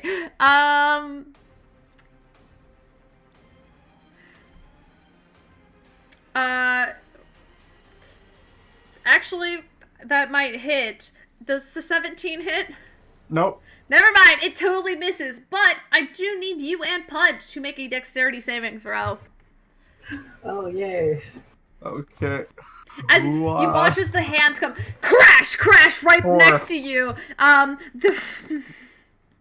16. Puud, you managed to roll back just enough. But Peirs, you are unsuccessful as its hands go crash down. It doesn't hit you exactly. You're relieved for a moment until you feel the crack and the creaking of the floor beneath you begin to crack. And you feel yourself falling. As the ground beneath you has taken and you are falling towards the river below. Can I react? Is there any reactions are only on your turn, right? Fuck, wait, never mind. I don't have that prepared. What? No, they're not. Never mind. I don't have the thing prepared that I should have. It's fine. All right. Don't worry. You're gonna have your turn soon. Vander's turn. Okay, wait. Unless I can like reaction to try to stab this sword into the wall to catch myself. I'm gonna hold that off to your turn. But currently, you are falling. Falling. All right, Vander. So it's like in a pillar of water, right? It is a pillar of water. Okay. How big is the pillar of water? It's from what you can see, probably around 12 feet tall. How wide is it? Probably, I don't know, 5 feet, maybe? It's quite large. It's chunky. Okay. Never mind then. I was going for something a bit bigger. 5 to 6, maybe?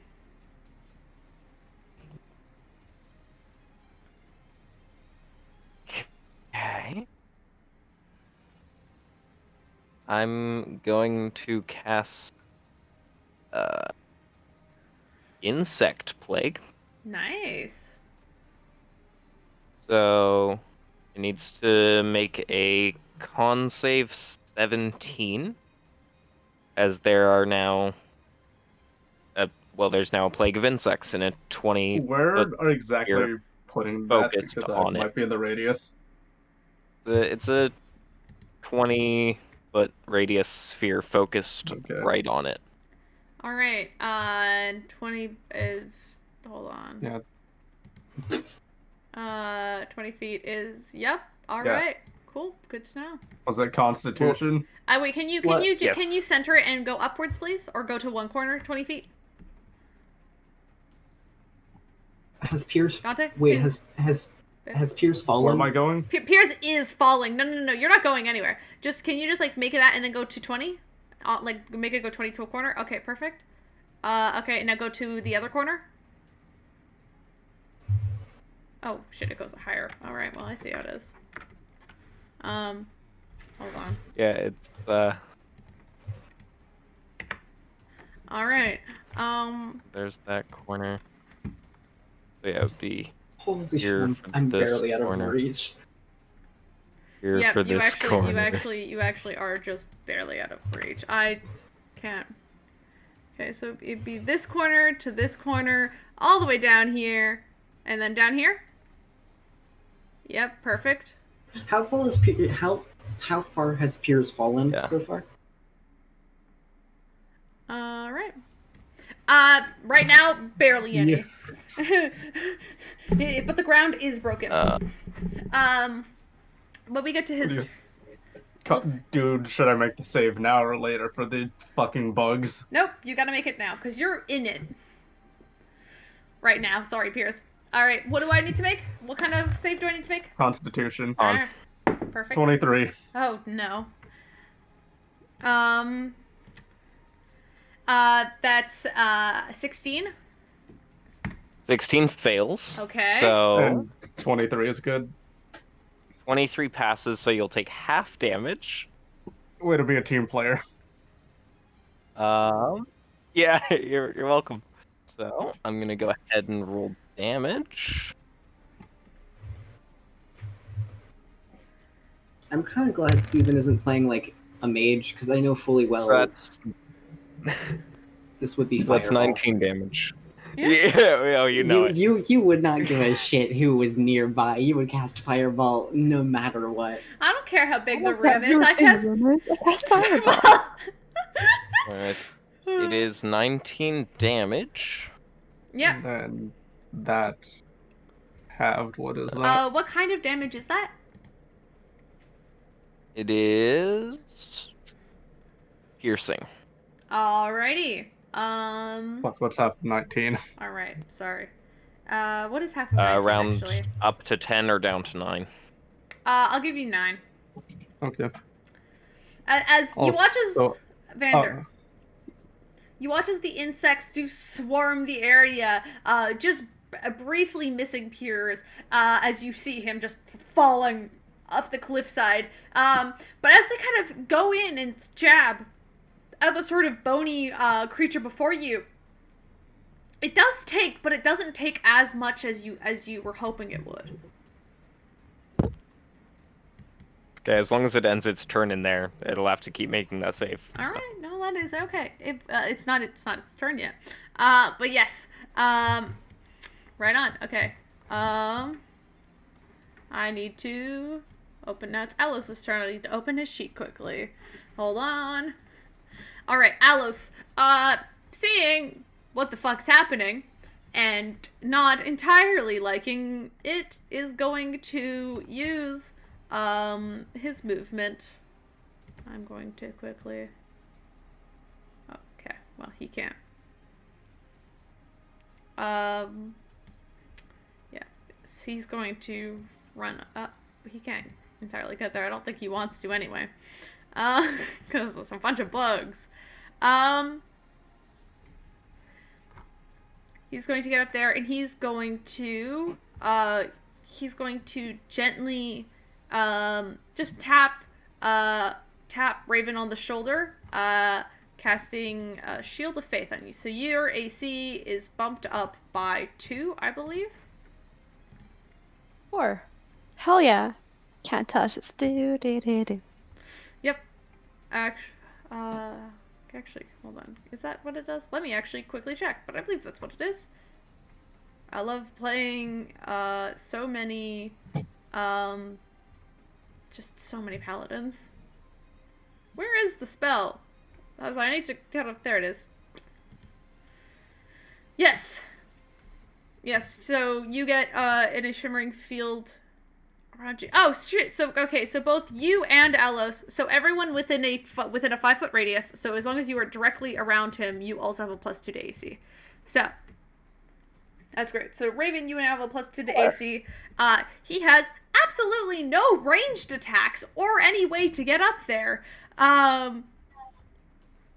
So he is just going to,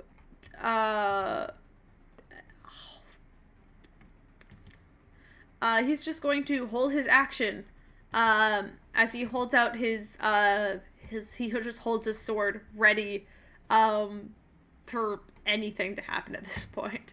Peirs, it's your turn. You are falling. Yeah, how hard am I falling? You are falling. It is a long fall. At this point, you have fallen only maybe 4 or so feet. You do have your reaction to save yourself. Yeah. Yeah, I think. Yep. Yeah. Okay. How are you going about this? Because you did briefly explain it. I'm gonna try to stab the sword into the cliff behind me, so I can have some. I'll let you roll athletics. Okay. Or a strength saving throw in this case. To save yourself. Okay, yeah, those, I mean, same thing. That's true. That was so close to being a natural one. That was so close to being 26. a natural. Yes. You managed to successfully plunge the blade into the stone as it kind of curls back a little bit. You do find yourself dragging down a little bit, but you managed to dig it just right that you managed to hold yourself off this ledge, looking at the sort of, for lack of a better term, belly of the beast on one side of you and a stone face of the other. You aren't very far down. You're probably at most like 5 or so feet from the top, but it is going to take your entire movement action, your action and movement to get back up top, if that's what you want to do. With the 26, using your same athletics, I'll let you get back up there, but you'll lose your turn. Okay, how dangerous would it be to just stay here for a bit? That depends on what you plan to do. If you end your turn, then you have to make another saving throw, and I would roll damage again. I mean, if I get up, I'm just still stuck in the thing, and I'm still stuck in it because I wouldn't be able to move back. You would be right on the edge. Yeah, I wouldn't be able to move back from that. So either way, if I stay or if I climb up, I'm still in it. That's up to you. You have successfully saved yourself. You're no longer falling, but you are also hanging. I guess I'll At the top of your next turn, I'm going to make you roll again. And I'll get back out. Okay, so you climb back up. You can move your token over like by 1 square, just to be on the edge of it. Oh yeah, you're still in it. But you are currently, you crawl yourself back up there, as you see Peirs just grabbing onto the stone for dear life. But that will end your turn. I had to double check because new health and everything, 41 damage I believe is the threshold. Is how much health you would have left after taking 50. Oh, okay. That's up to you to take care of. I don't know how much damage I'm doing to you. No, just a reference that I won't just reference. I'll have 10 more health than I used to. So now you have to make a Constitution save for Vander. Mm-hmm. Let's knock that down to 6. 16. All right. Does that succeed? Nope. Nah, he's taking full damage, but that's only 15 damage. 15's not bad. Alright. No. Top of the round, Puud's turn. Okay. I'm just gonna take... It's half of your movement to get back up. You are still on the ground. I don't care. Whatever. So I'm gonna roll 2 over next to Peirs, and then I'm just gonna... Puud's just doing somersaults at this point.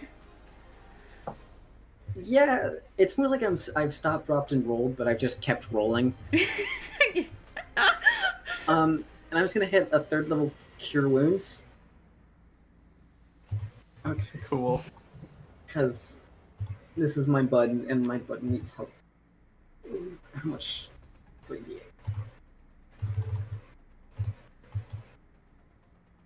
Please. That's pretty good. That's 20 health.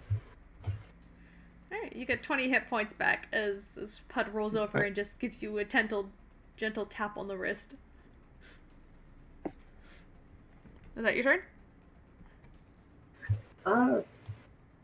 Yes. Alright. Ravens go. Okay, Well, I do not want to get anywhere near it because of the, bug cloud that is there.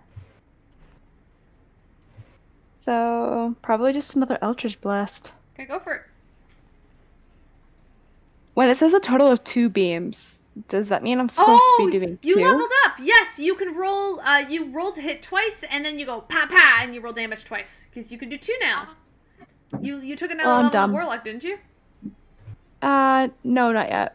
I took another level of Bard, so my, Charisma is now maxed. Right. Yeah. Alright. If it says 2 beams, then you have your 2 beams. Cool. So 24 totally hits. Perfect. Do I roll for the second beam now as well? Up to you, yeah. Just to cut it down? Yeah, sure. 17? Also hits. This thing is fucking huge. It's got pretty low AC. Let's do that. 3 plus 9. A.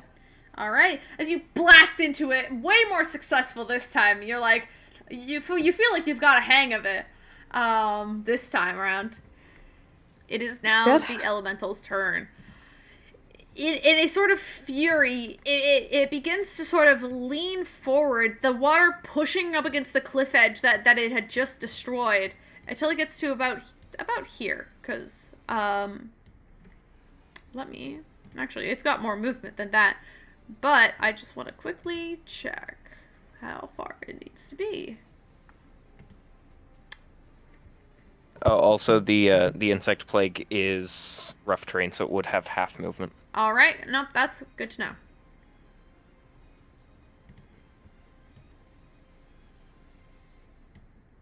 Oh dear. Perfect. Oh no.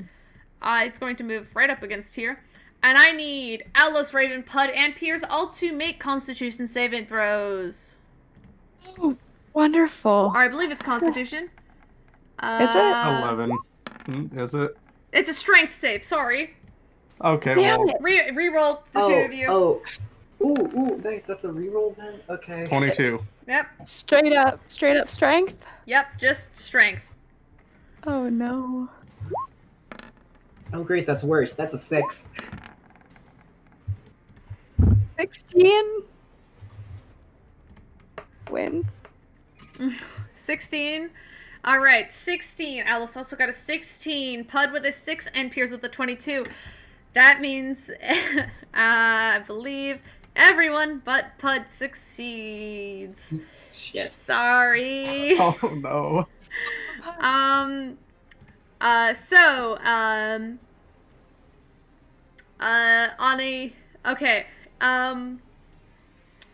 So I need Puud to take 13 bludgeoning damage. Mm-hmm. As you are ripped from the cliffside and pulled into its body. Cool. You are now out of breath as you are technically underwater. And what's your Constitution modifier? 0. Cool. That means you will be able to hold your breath for I believe a total of 30 seconds. So in this case, it will be about 3 rounds until you begin to start to drown. Great. By the way. Oh, no. Never mind. Yep, because I don't believe you can breathe water. Nope.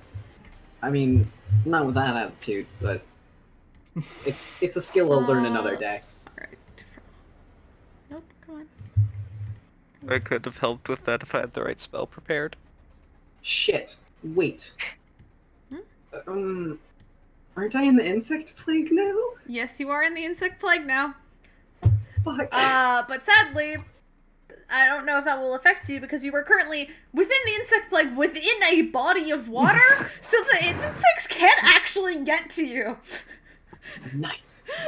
I will roll that con save. Kaleb, though. it's your call. I will say Puud does not need... Puud is literally drowning. Okay. I'm not going to make you roll for the insect plague as well. All right? I'm a nice DM. I was just going to say, technically, he entered the area for the first time, which would mean he should. You were basically grappled into it. As Raven, Alycia, and Peirs, you just get a little bit wet. But as the water kind of swoosh and covers all of you and pulls back, Puud's gone. So that's an 18 on the con save. Yeah, 18 passes, so it'll take half damage. Cool. But it will still take damage.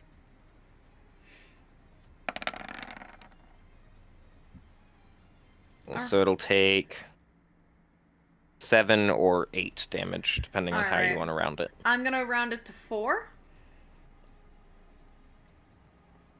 Because it takes half damage anyway, because it is piercing. So, because it's... Shit. Yep. Yeah, the bugs are attacking it, and it almost just like the water blows them away, and the bugs begin to kind of drown within the water. Now it's just water full of bones, Puud, and bugs. It's kind of gross. Anyway, it's your turn, Vander. Okay. So I'm going to move.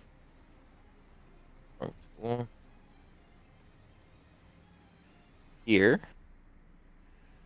This should be close enough, I think. Yeah.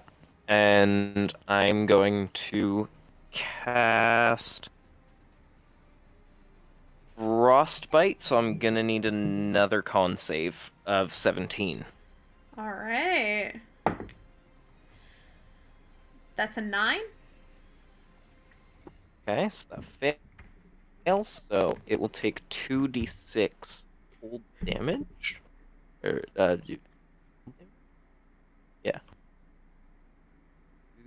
2d6 cold damage, and it has disadvantage on its next attack. Mm-hmm.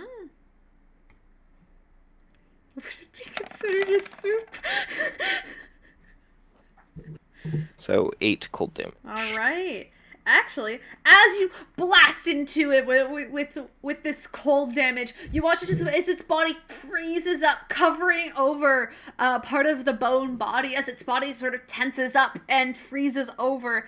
And you realize that whatever you just did, it did not like at all. Very good, Vander. And it's now Alos's turn. Alos, seeing what the fuck's going on, is actually going to take the rest of his turn to run up there. Sorry, Raven, you lose your plus 2 to AC. Peirs, you get a plus 2 to AC. Puud, technically, you also get a plus 2 to AC. So enjoy that while it lasts. And entering the plague, he would have to make the con save. That is true. I swear to Christ, this spell has done more damage to the 14? teammates than it has to the fucking monster. Yeah, I feel like it has. 14 fails. Alright. He will take full damage unless he has resistance to piercing. Nope. Jesus. Hey, look at that, you got one That's more 16 than what you damage. normally did. Alright. Luckily, this guy has 104 hit points. He's fine. And I don't have any healing spells prepared today to make up for it. We can all heal, it's fine. But anyway, as Alos goes, just charges for it, he is going to roll. Let's quickly... yes, everything fucking hits this thing, apparently. As he goes in and he carves into the side of this thing, with his attack. And he's gonna just roll again. That one misses. Wow. Good job, Alos. But he managed to successfully carve in his sword into the water for a moment, his sword almost knocks some bones out of its form as you watch it. Its form kind of slouch down a little bit, almost as if it loses an inch of height the moment Alos carves bones out of the interior of it. But that will end his turn for the time being. Hey, Peirs, it's your turn. Okay, so not that I am, just for curiosity's sake. So, Bane is one action. Would that just be the whole turn? You have yes. Okay, so they would just be like Bane and that's it. I think so, because it's a spell, unless you have a bonus action. Okay, no, I'm just checking, because technically, the Eldritch Strike combo with Bane would not work then. Because Bane is an action, I would have to hit with a weapon. Because I'd have to hit with the weapon first and then do Bane. Yeah, no, you'd be able to... You could cast Bane now and then hit with a weapon next time, though. No, I know, but that's... I mean, hey, that's good for you. That's one disgusting combo that I can't do anymore. Yeah, good job. But what I will do is... I do want to...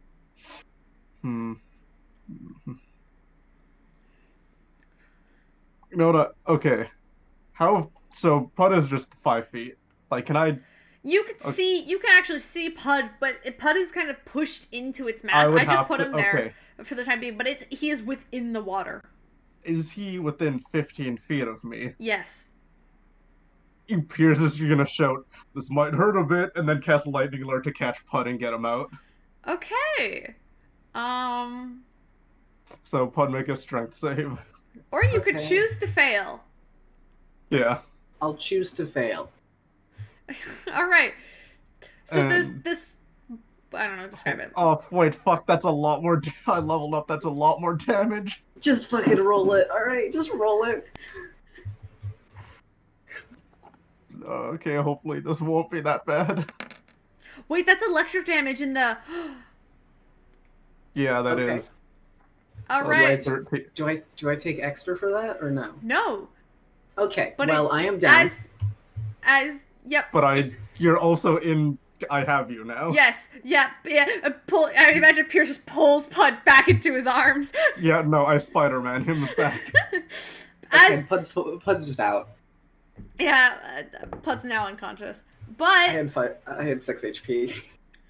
Oh. Okay, what happened? As you throw this sort of lure into it, you watch as the water begins to kind of tense and sort of shock around, as a reaction. And it will actually also take the 13 damage just by radius.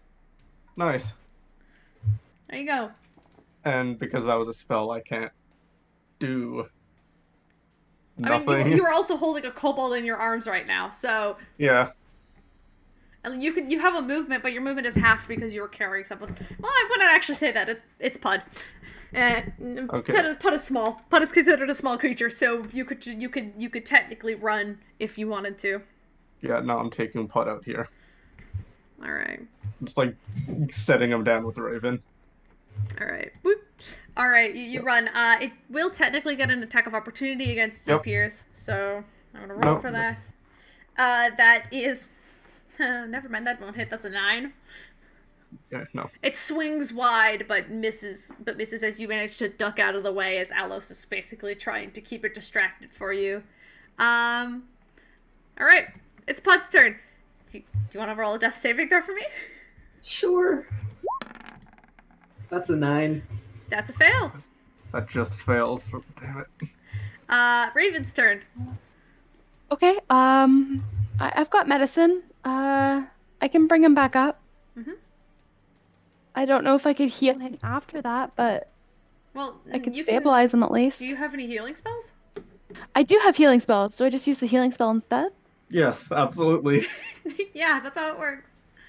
Sorry, my brain switched to Pathfinder for a second. No, that's apologize for that. That is not how it works in 5e. Yeah, because in Pathfinder you have to stabilize them and then you can cast healing. Otherwise, it doesn't work. Sounds so terrible. That sounds so bad. This is why we play 5th edition, boys. Yeah. Fair enough. What? I've got my bigger healing spell. Here we go. Let's do a Cure Wounds. All right. Roll for that healing. Give me 1. It's gonna be 1d8 plus 5.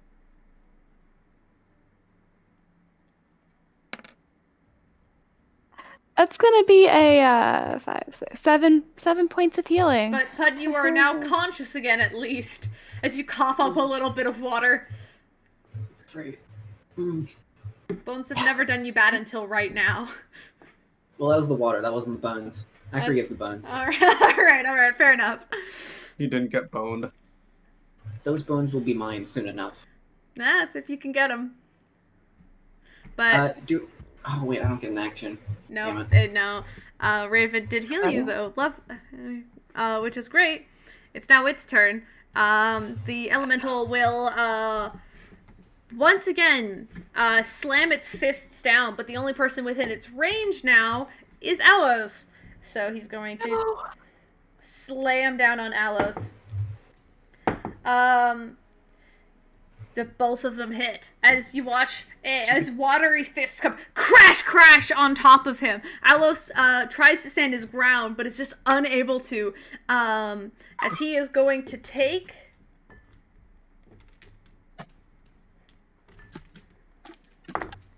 All right.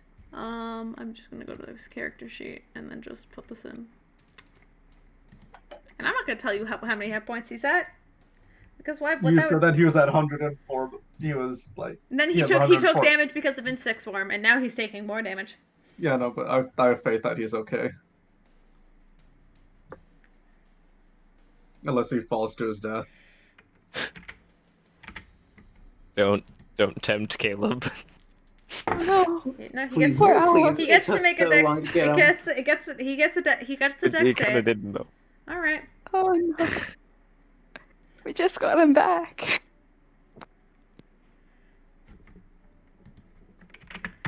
He, that was a lot of damage. But he's gonna make his dex save now. So let's see how that goes. What is his dex modifier actually? He's a paladin. He's not a dexy guy. We'll see what happens. All right. Oh, actually his dex is +3. He'll be okay. Oh, fuck. There it goes. I'm just gonna fucking roll it on the character sheet because D&D Beyond does that, and I just threw a dice on the floor. Yeah, no. You watch as once again the hands kind of crash down once again, and the stone begins to break. Alos, seeing what happened to Peirs last time, though, managed to step away just in time. As more of the floor comes crumbling down beneath him, and he's like, "Oh fuck!" But it's Vander's turn.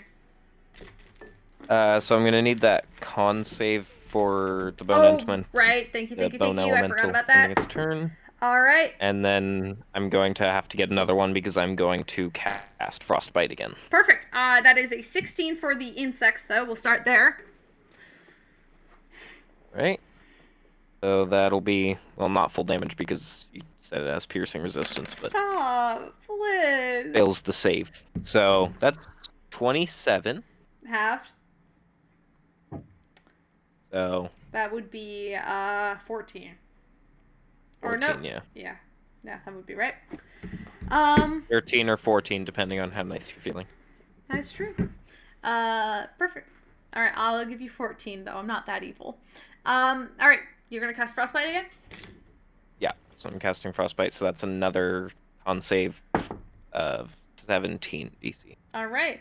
That is an 18. Then nothing happens. All right. As you blast it with another cold ray. This time you just kind of it almost appears as like the ice that was already on it just kind of piles on top of it. And so it's created more of an armor, if anything.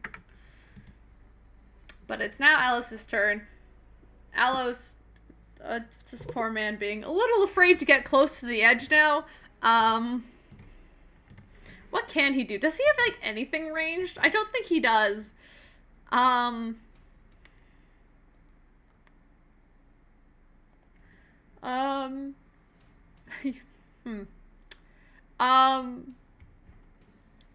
He is going to,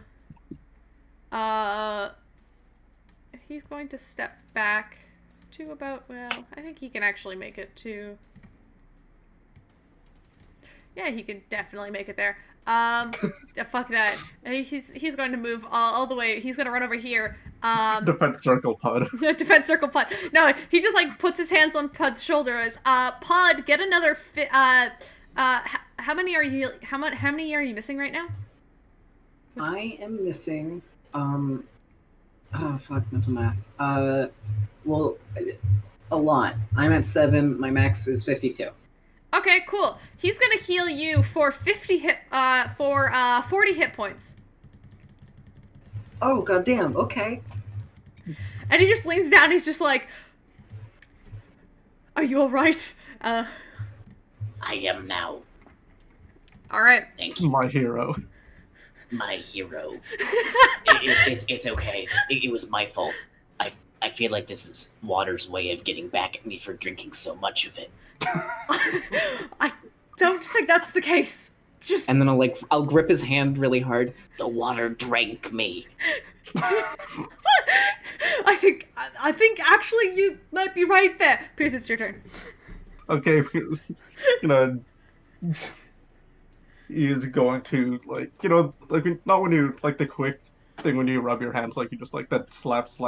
Yeah. Like, you get your hand, yeah, he does that, and as he does that, sparks kind of come off of his hands, and he holds up his arm and a finger gun, and I cast Witch Bolt at 2nd level. Okay, what kind of damage is that? That is electric damage. Ah, there we go! Go for it! Okay. 13. Just misses. Ooh, fuck me in the asshole. It goes wide and blasts into the side of the cavern. And that's a spell, so I have nothing else. Technically, Damn, right? So, I'm sorry. well, that's one of... Was that one of 3 2nd levels? Yeah, that's fine. That's fine, you got 2 more. Puud's turn. Okay. This time, I'm gonna use half my movement to get up, and then I'm gonna do the classic move of running the fuck away. Yep. Yep, there it is. Classic. And because part water didn't work, I'm gonna cast Control Water again, but this time I'm gonna cast Redirect Flow to make it so the main entity, the main like mass of the body of the bone elemental, goes over the cliff and onto land. So it's like laying out in front of everyone, so they can fucking whack at it. Okay, I like that. Roll me d20 plus your spellcasting modifier, and I will make a strength save once again. Okay. Oh wait, wait, that's the wrong roll. Wrong roll. Oh, thank God. Do I get to re-roll that? Yes, I'll let you re-roll. Fuck yes. That's a net 20. There you go. Yes. Where do you want to put it? As you kind of redirect the flow, pushing it like waterbender style, as it just kind of slops down onto land right about here. Its body has been cut in half, and you realize it's about at this point it's still quite large, but its mass that was holding it up is now severed, as it's just sort of clumpering around on the ground, now sloshing around, but it's still able to hold a physical form. Yeah, I just want to get it as far onto land as I can. And I'll say with a natural 20, where do you want to put it? Let's put it... Just do the thing where it glows. Oh, okay. Where it glows? Yeah, so Yeah. Or let's do about there. Right, this spot. Yeah, alright, right here? It just goes slop, and then sort of its water gushes everywhere. There's water all over the ground. Like, you guys were in your nice winter coats and shit, and they're drenched at this point. Raven's turn. Okay. How bad do our fighters look physically right now? Alice is hanging out. Peirs is doing good. He's a bit wet, but he's fine. Alice is so taking over half damage. Oh no. He might survive if I go fight this thing. Okay. He also has hopefully the ability to heal himself, so he'll be okay. Yeah. Yeah, fair enough. Okay, I'm gonna go over to this thing. Gonna get my blade out, ignite it, take a swing. With your fire blade? Yep. Alright. See if this does anything. Now that the water's gone. No, it is still 100% water. And some Oh bone. no. Oh, it's not gonna do anything then. Oh no. I mean, you'd have the physical weapon damage, and not just the fire probably wouldn't do much. Yeah, it'll be fine. Let's think on the bright side, weapon damage, not the elemental damage. I don't know if it's gonna be much better since it's a sword against a skeleton. 15. 15 does hit, though. Oh wow. I wasn't expecting that. Okay. It is going to be the D8 plus 5. I told you already. It has a shit AC. You did say that. Yeah, I think it's 14. It looks like. Yeah, it is. Okay. Do I even bother with the fire damage or nah? Nope. No. So 3 points of damage? Just... It is... 3 plus 5. Right, 3 plus 5 is 8. Yep. Halved because it is a piercing weapon, correct? It's a rapier? Yeah, it is a rapier. Yeah, so that goes down to 4 points of damage. As you try to pierce into it, as you stab your sword into it, you pull it back and you just look at it, it's like, it's no longer lit. It's unfortunate. Okay. I don't think I can move away at this point either. Damn it. Alright. Though, it is a magical weapon. I will actually... I'll give you actually the full +8, but the fire damage does absolutely nothing to it because it is completely made out of water. Fair enough. But it is technically a magical weapon, so I'll give you the full damage on that. The Bone Elemental's turn. It is not fucking happy. It is going to whelm again. It is... I need... Yep, Peirs. You are out of range, Puud, but I need everybody else to make a strength saving throw. Everyone but Puud. Got it. 15. Okay. Oh boy. Okay. Strength Give me a saves. sec. Yay. Strength. Oh, 19. I'm okay. Pretty good. No. Alice got a fucking 23. Good boy. 8. Oh boy. So, Noodle boy Vandor. yeah, as this is pulled onto land, its body sort of expands outward and just like pushes itself over everybody's. You manage to hold your ground as it pulls its way back, returning back to its water form. Vandor's gone, and you look over and he's being consumed by the water. You are going to take... Hold on. I gotta roll the damage now. Sorry. That's...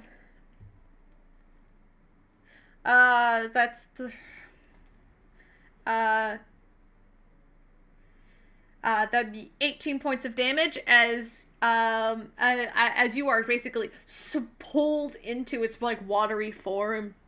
And what's your Constitution modifier?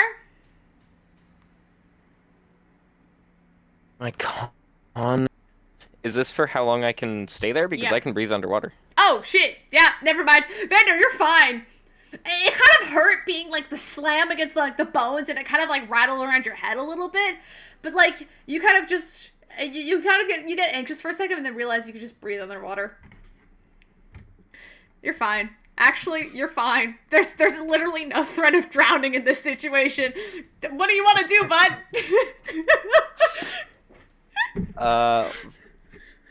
Well, I mean, I'm not even gonna try and hold focus on the locust form, the insect plague. All right. That's gone.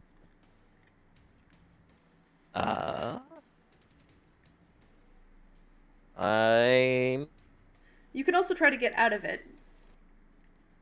I can, but why would I bother right now?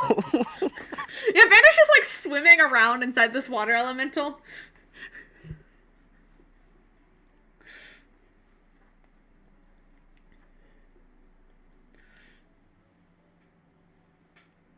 What are you doing, buddy?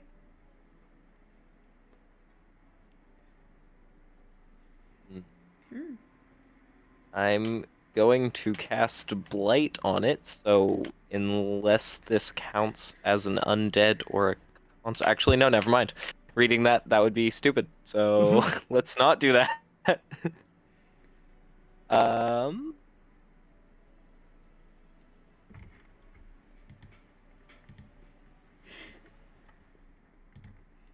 need to find better battle music. This battle music kind of sucks ass, not gonna lie. I know, I wish you could use, like, copyright stuff, because I got Witcher on right now. Oh, Witcher is so good. Sadly, I cannot use Witcher stuff. But I have... Hold up. I've got more on this playlist. Give me a sec. I'm just going to quickly... Well, you're figuring out what you want to do. I'm going to change the music. Are there any insects around? It's hard to tell. I mean, you did summon a bunch. And the ones that are not dead have been disbanded and are now just kind of like sitting around kind of like the little cliffside there. And there's a bunch of like dead bugs inside the sort of the thing.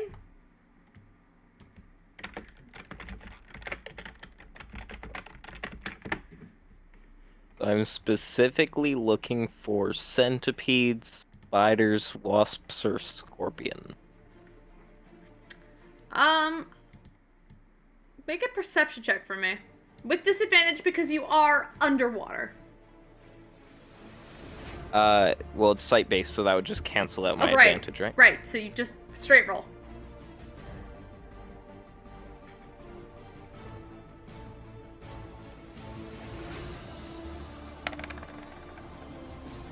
$16. 16. There's a couple of spiders. Especially because it's the Underdark, there's a lot of like spiders and other sort of like centipedes and stuff around here. A couple of beetles. Okay. I'm gonna cast Giant Insect, so if there's 3 spiders, then they are all going to become giant. I don't have a spider token. I do have Bubs. Oh yeah, I haven't made Bubs go up there yet, because you know. Right, didn't. Yeah, you haven't rolled initiative for Bubs. Yeah, I'm leaving Bubs out of this one. I don't want Bubs to get hurt.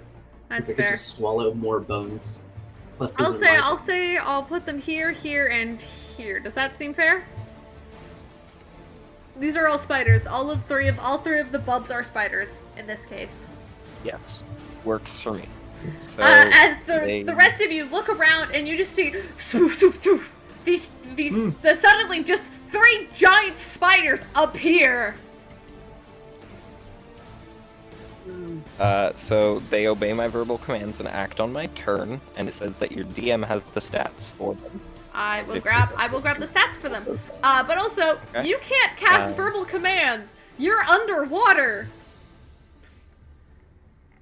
But if I can breathe, then I should be able to talk. Yeah, you can talk, but have you ever tried to talk underwater? Yes, and if I yell at the top of my lungs, in theory, they should be able to hear me. Okay, I will make you roll a charisma check every time to see if you can scream loud enough. How about that? Okay. Scream your little head off. Let's do it. Charisma. Do they need to roll? Do they +1? need to be in their own initiative order?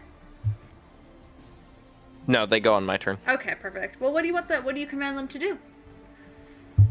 Well, let's see how this charisma check is before I try to scream while doing. That's an 18 charisma check. They will listen to you. God, this is gonna be really difficult, but I'm gonna try and sound like I'm underwater in Vandor's voice. We love it. We love the acting that's happening today. Do you have some water? Like, put some water in your mouth. Hold on, do you guys have like a minute? I can go grab a glass of water. No, it's okay. Just go improv. Come on, right now, on your toes.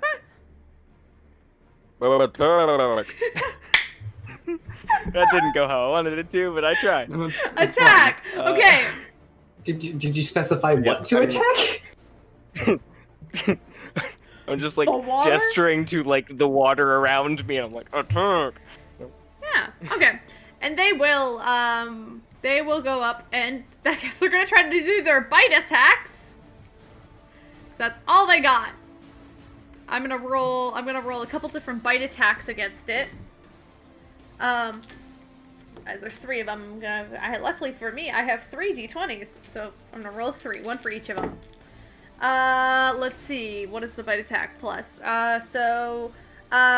Hits, doesn't hit. Only one of them hits. We love that. Okay. But it does do 2d8 or 1d8 piercing, which will be halved. Which will be halved. So that is only 1 point of damage. Nice. But 2d8 poison damage Actually, hold on. I gotta check the stats. I think it's immune to poison. It's immune to poison. Okay. Sorry. I could not have found a worse insect to help me in this specific scenario. I'm sorry. I was like, I read over its stats earlier, and I was like, okay, cool. I'm immune to. That's immune to so much shit. But it is. Yeah, poisoned is one of them. It's right fucking here. I'm not. In Vander's defense, I don't think he's ever read the Itsy Bitsy Spider. So. That's true. That's really it's not really from around there, right? You know. Sorry, Vander. But yes. I'm surprisingly smart for someone who didn't really have any books growing up. No, back in Ravnica they didn't have the Itsy Bitsy Spider, they had the big wiggly centipede. Alright, Alos will actually take his turn to help you out. So he'll stick his arm out, if you take it. Do you want help out? Yeah, I mean, I'll accept it. Okay, cool. Guess. I'm going to roll for Alos then, with advantage because yep. Okay, so that is that's a 21. As he just kind of like reaches into the water force, grabs you by the wrist and just yanks you out of the water. So has you like laying on the ground right about here. That's what he's gonna do for his action, just get you out of the water, and then kind of just looks being all like I don't think he quite understands the fact that you could breathe underwater. It's just more just trying to save your life. Well, hey, he's out now. But you're out now, at least. Anyway, Peirs' turn. We go here, and then he's gonna put his hand onto his arm, charge a little bit more electricity into it, and go for another level 2 witch bolt. Go for it. I need to take that down from 7 to 5. Hold on. Also, Kaleb, I just realized we've been forgetting to do natural the thing 20. again. Fuck. There we go. Wait, what have you been fighting?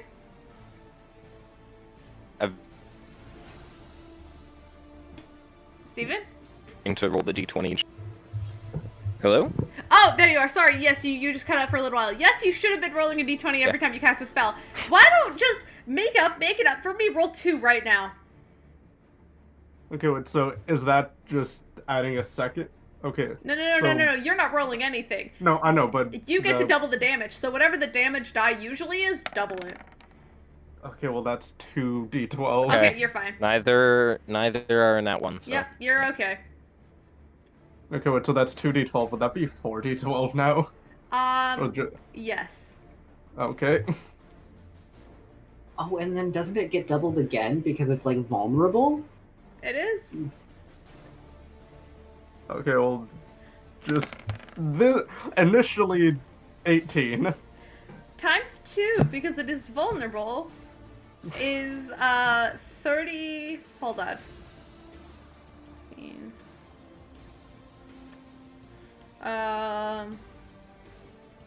36, I believe, if I did the math right. 36.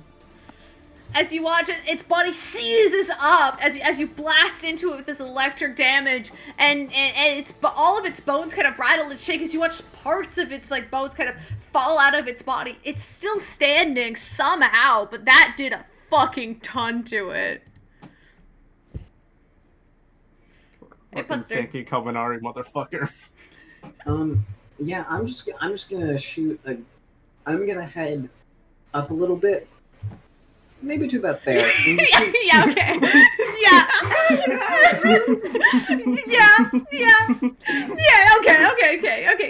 Yeah, okay. And then I'm just gonna shoot a guiding bolt at it. Perfect. Absolute flawless. Or the just like sidestepping around. Oh, is this a good spot? No. Hold on, let me go over here. I don't want to be too far, but like, yeah, no, I feel you.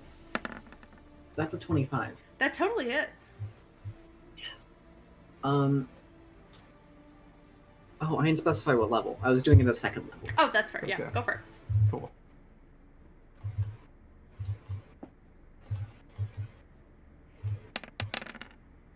Jesus. 22 damage. How do you want to do this, Puud? Yay. I want to try to aim away from the bones, and then the second that I see it falling, I'm gonna get my fucking kobold dragon brain going off haywire, and I'm going to sprint fully towards it, trying to capture as many bones as I can before other people get to it, because in my mind, everyone wants the bones, and I need them more. Yes, in fact, you can. And as you blast into it with this guiding bolt, the sort of silvery saloon energy surrounds it for a moment as it lets out this large gurgling strike. As I need Raven, Alos, Vander, and the 3 spiders all to make dex saves. Or strength saves. Strength, sorry. No, Strength? Strength. Oh man, got my hopes up, man. I was like, oh, Dex, perfect. Hey, got my hopes up. That would have been neutral instead of a -1. Sorry. Okay. We're okay. God. Should I luck point that, or do I save my luck That point is for the up to dragon? you. Oh man. I got it at 20 though. Natural 20! Try luck. Fantastic! And so basically, all of the spiders fail. As they are just pushed away in this wave of water. Raven, you kind of lose your footing and you kind of drift off for a little while. But you do manage to stop kind of around, not close to the ledge, but still kind of around where Peirs is. And you're just really wet. Meanwhile, Vander and Alos just kind of stand there in the waves, able to keep their footing. Be water. Just had to be water. Why is it with water? Bones, give me the bones. Alright, Puud, I want you to make me a survival check to see how many bones you can grab. I will guidance myself. Yeah, go for it. I need all the bones I can fucking get, dude. I need a bowl. I'm a bone addict. Get those bones! Okay, but then I get a D4.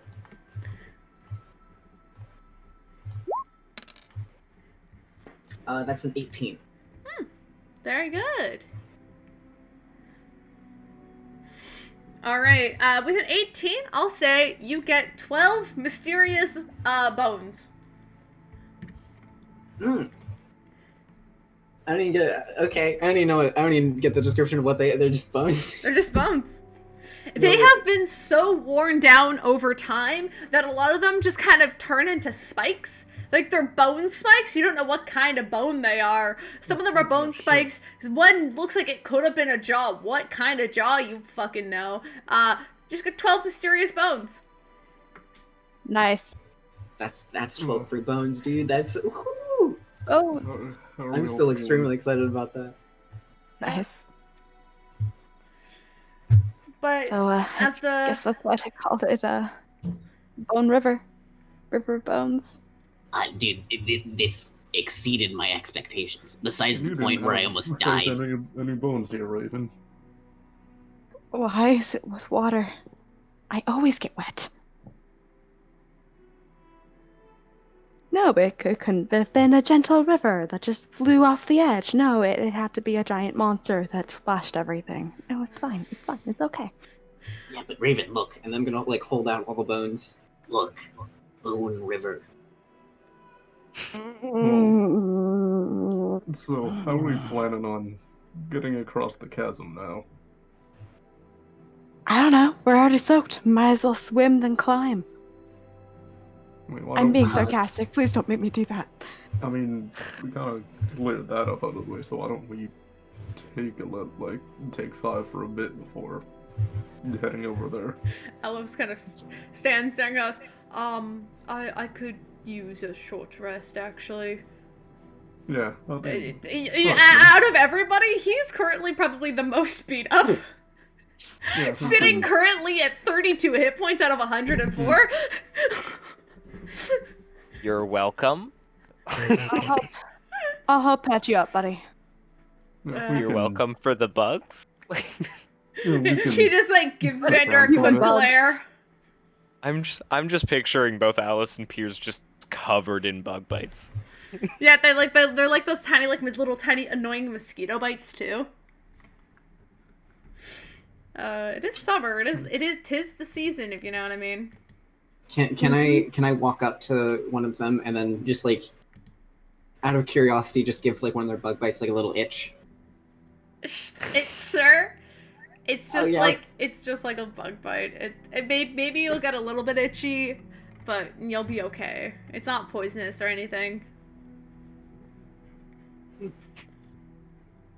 Well, I mean, I have an idea of how to cross. I mean, it's not the most advanced solution, but I could just like fly over and then come back and then TP over or teleport over with the wand. I mean, it is a place you can see within range. You wouldn't even need to go over there. You could just teleport. The wand. I mean, I guess but I feel like that's kind of a waste. It is kind of a waste if we need it. Because what if we need to teleport out of the dragon's lair? That is a very good point. I mean, are we fighting in this? Man, I could fight a dragon. Well, I'm up for dragon fighting. I mean, why don't we take a little break? This area seems a bit more calmer compared to the other side. Doesn't have much space anyway, unless we climb up. So set up camp and continue on after. Yeah, we can sit here for a little bit. It is, from what you know, currently the middle of the night. Raven begins to squeeze the water out of his winter coat. All of you are very damp. That appears like dog-shaped prestidigitates the water off of him. The water just transfer onto someone else. Oh, whoever's close. Just like Raven begins to squeeze it out. Peirs just like squeezes all the water, like uses the prestidigitation, transfers over to him again. Alright. Are you guys going to take a short rest then? Yeah. I think so. Yeah, I'm good with that. Alright. Did you guys sit down? You take a short rest quickly. It is, you know, it's alright for what it is. So does anyone actually know how we're gonna get across? Because not a clue. I have to roll a sit die. Oops, hold on. If he's still not healed up, let me know. I'll fuck, I have to physically roll them. Alright. That's a lot of D10s. Hold on. Cause paladins, man, they get that nice D10. I only needed the one, apparently. Nice.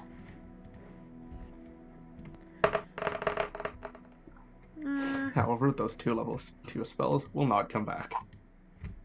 Nope, not until you take a long rest. Nope, I just need to be careful. He's fine. He's down only 10 points now, but he's doing all right. Okay. He looks much better if his sister he heals a little bit. He's tough. Hey, while everyone's resting, because I'm pretty, despite the fact I like almost died a bit ago, I'm doing actually pretty well. Do you mind if I go just like fly up and scout a bit? Yeah, go. Are you sure? I mean, would you rather teleport up somewhere if that's how we're gonna do it, like, or go somewhere without any? No, I do think you can go up and check what's up there, see if it's flat or what's happening. It's fine. I have wings. What's the worst that could happen? Like I fall to my death again. It's not like you're also gonna be staying up there for like forever. Yeah, I'm not gonna stand there.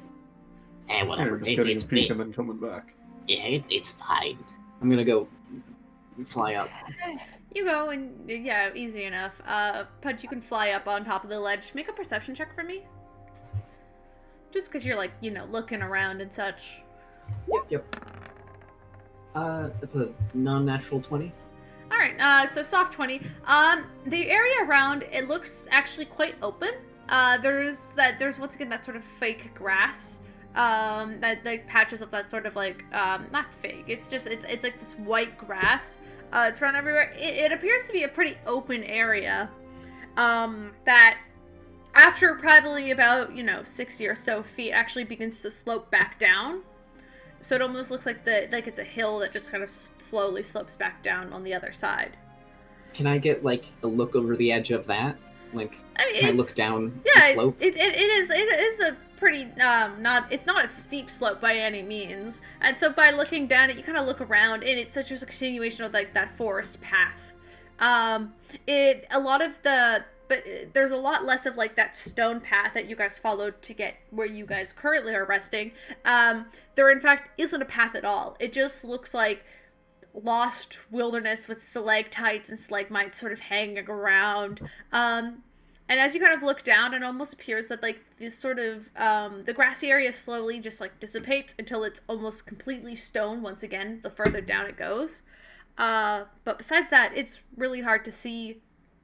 Even with your fantastic dark vision, even seeing so far, you could tell the path just continues to go on that way. All right, I'll come back and then easy enough. Report my findings. All right, so Yeah. So Puud explains. I'm actually gonna sit down for a second now. I'm gonna pull out the wooden cell chair and set it down and take a seat. And it's a pretty shit chair. I don't care. I like to feel tall, okay? You're about eye level with everybody who's sitting on the ground right now, though. Because it's literally a stool that you stole. That's good enough for me. Okay, so what's the plan? I mean, any way we can get up there without, wasting a teleport. How far do those vines stretch, Vandor? I could potentially make them stretch far enough. Great, let's try that before we waste a teleport. Like a few 100 feet. Maybe avoid the bugs for now, if possible. That'd be great. Thanks. It's about 100 feet across the river gap, and then it's about 150 upward. In total, the vines would have to reach about 250 in length. Is that possible? I mean, in theory. It depends on what you let me get away with, just taking seeds and druid crafting them to make a bridge. Okay. Oh wait, Vander. Here. Yes? Plant a seed. I have an idea. Like, just right here. Like, and then, like, grow a vine, okay? Is Vander doing what I'm saying? Yeah, I'll do such since you're calling him by the right name. Oh, fuck, you're right. Well, I'm looking... Damn it. Alright, whatever. Okay, so... I feel like at this point, Puud has recognized you as Vander. And he cares about you enough to change the name. Okay, yay. Okay. And then I'm gonna hold on to the actual vine, and then... So just keep growing it, and I'm slowly gonna fly it across. So just keep just hitting it with the spell and just ooh. Okay. I'll grow the vine as much as you let me. I was looking up medicinal herb vines because technically that's what my seeds are for the day. Apparently hops count. So. Sure. Definitely. Roll me a druidcraft roll, which is just like a d20 plus your spellcasting modifier again.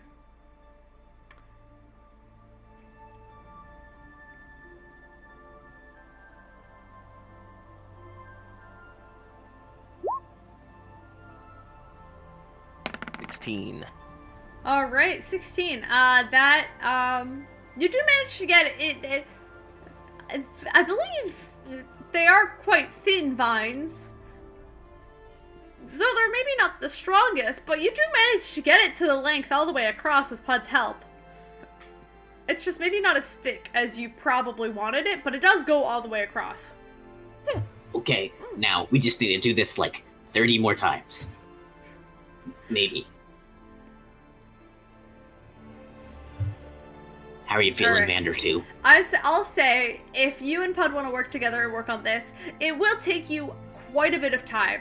Like, it'll probably take you about an hour to fully create a sort of rope bridge out of vines. Well, not even a rope bridge, just like a rope that leads from there to the cliffside above. But if you want to take that time, you can do it. Yeah. While everybody else rests. You know, with how thin they are, I could probably take a few at a time, and I could grow them in such a way that they would kind of intertwine as they grow. Oh, that yeah. It would make slightly thicker ropes. Yeah, that's what I was saying. You can kind of like make like basically like a twisted vine kind of like rope that kind of leads the way up there. Yeah, I'm saying I could do like, because my thought is do like a few of those on each side, and then just like make a layer of vines to walk across. So instead of just a rope, it's a bridge. Okay. Also, you probably, with a 16 and Puud's help, you probably are able to accomplish that, but it will take quite a long time. So instead of like an hour to make one single rope, it will probably take you more like 4 or 5. Oh, I'll be 4.5 hours. Sit there to really get that all across and like grown properly. I mean, it'll be safer, so. All right. Yeah, I'm in no mood for anyone else to fall. All right. I agree. Oh, also Vander. And one of the times when I get back, Vander 2, here you go.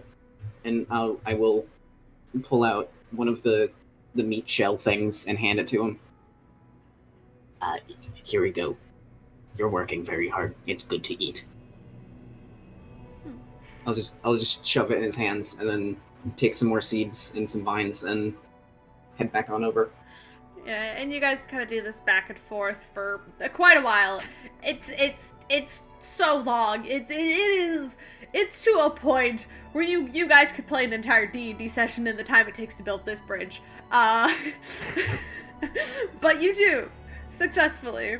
Just have a bonus session where it's just us role-playing the entirety of building the bridge. I mean, I'm more curious what the other dweebs are up to. Oh, yeah. Meanwhile, while this is happening, Raven, Peirs, and Elos, you guys basically get a full, well, not a full rest, but you guys get a short rest, which only takes about an hour, and then you guys are just stuck sitting there for another 4.5 hours. You have an 8.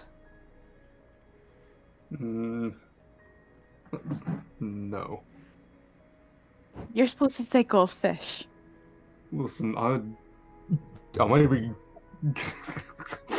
good at cards, but I didn't play them a lot. You gotta say the phrase, Peirs.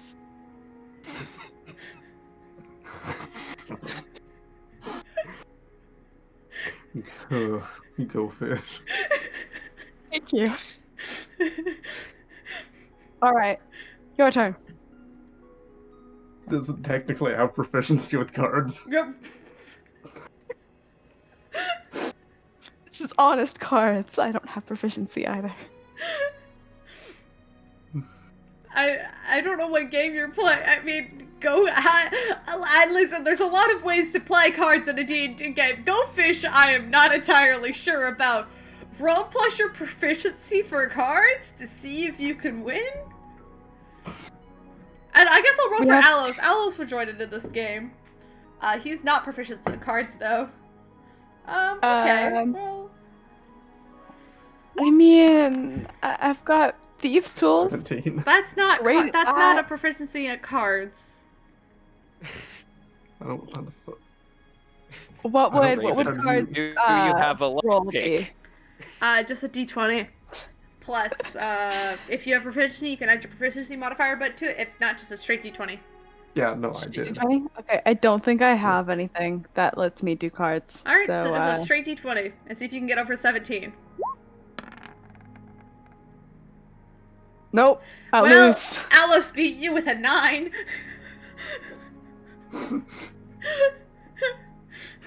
Alos is sitting like, go fish.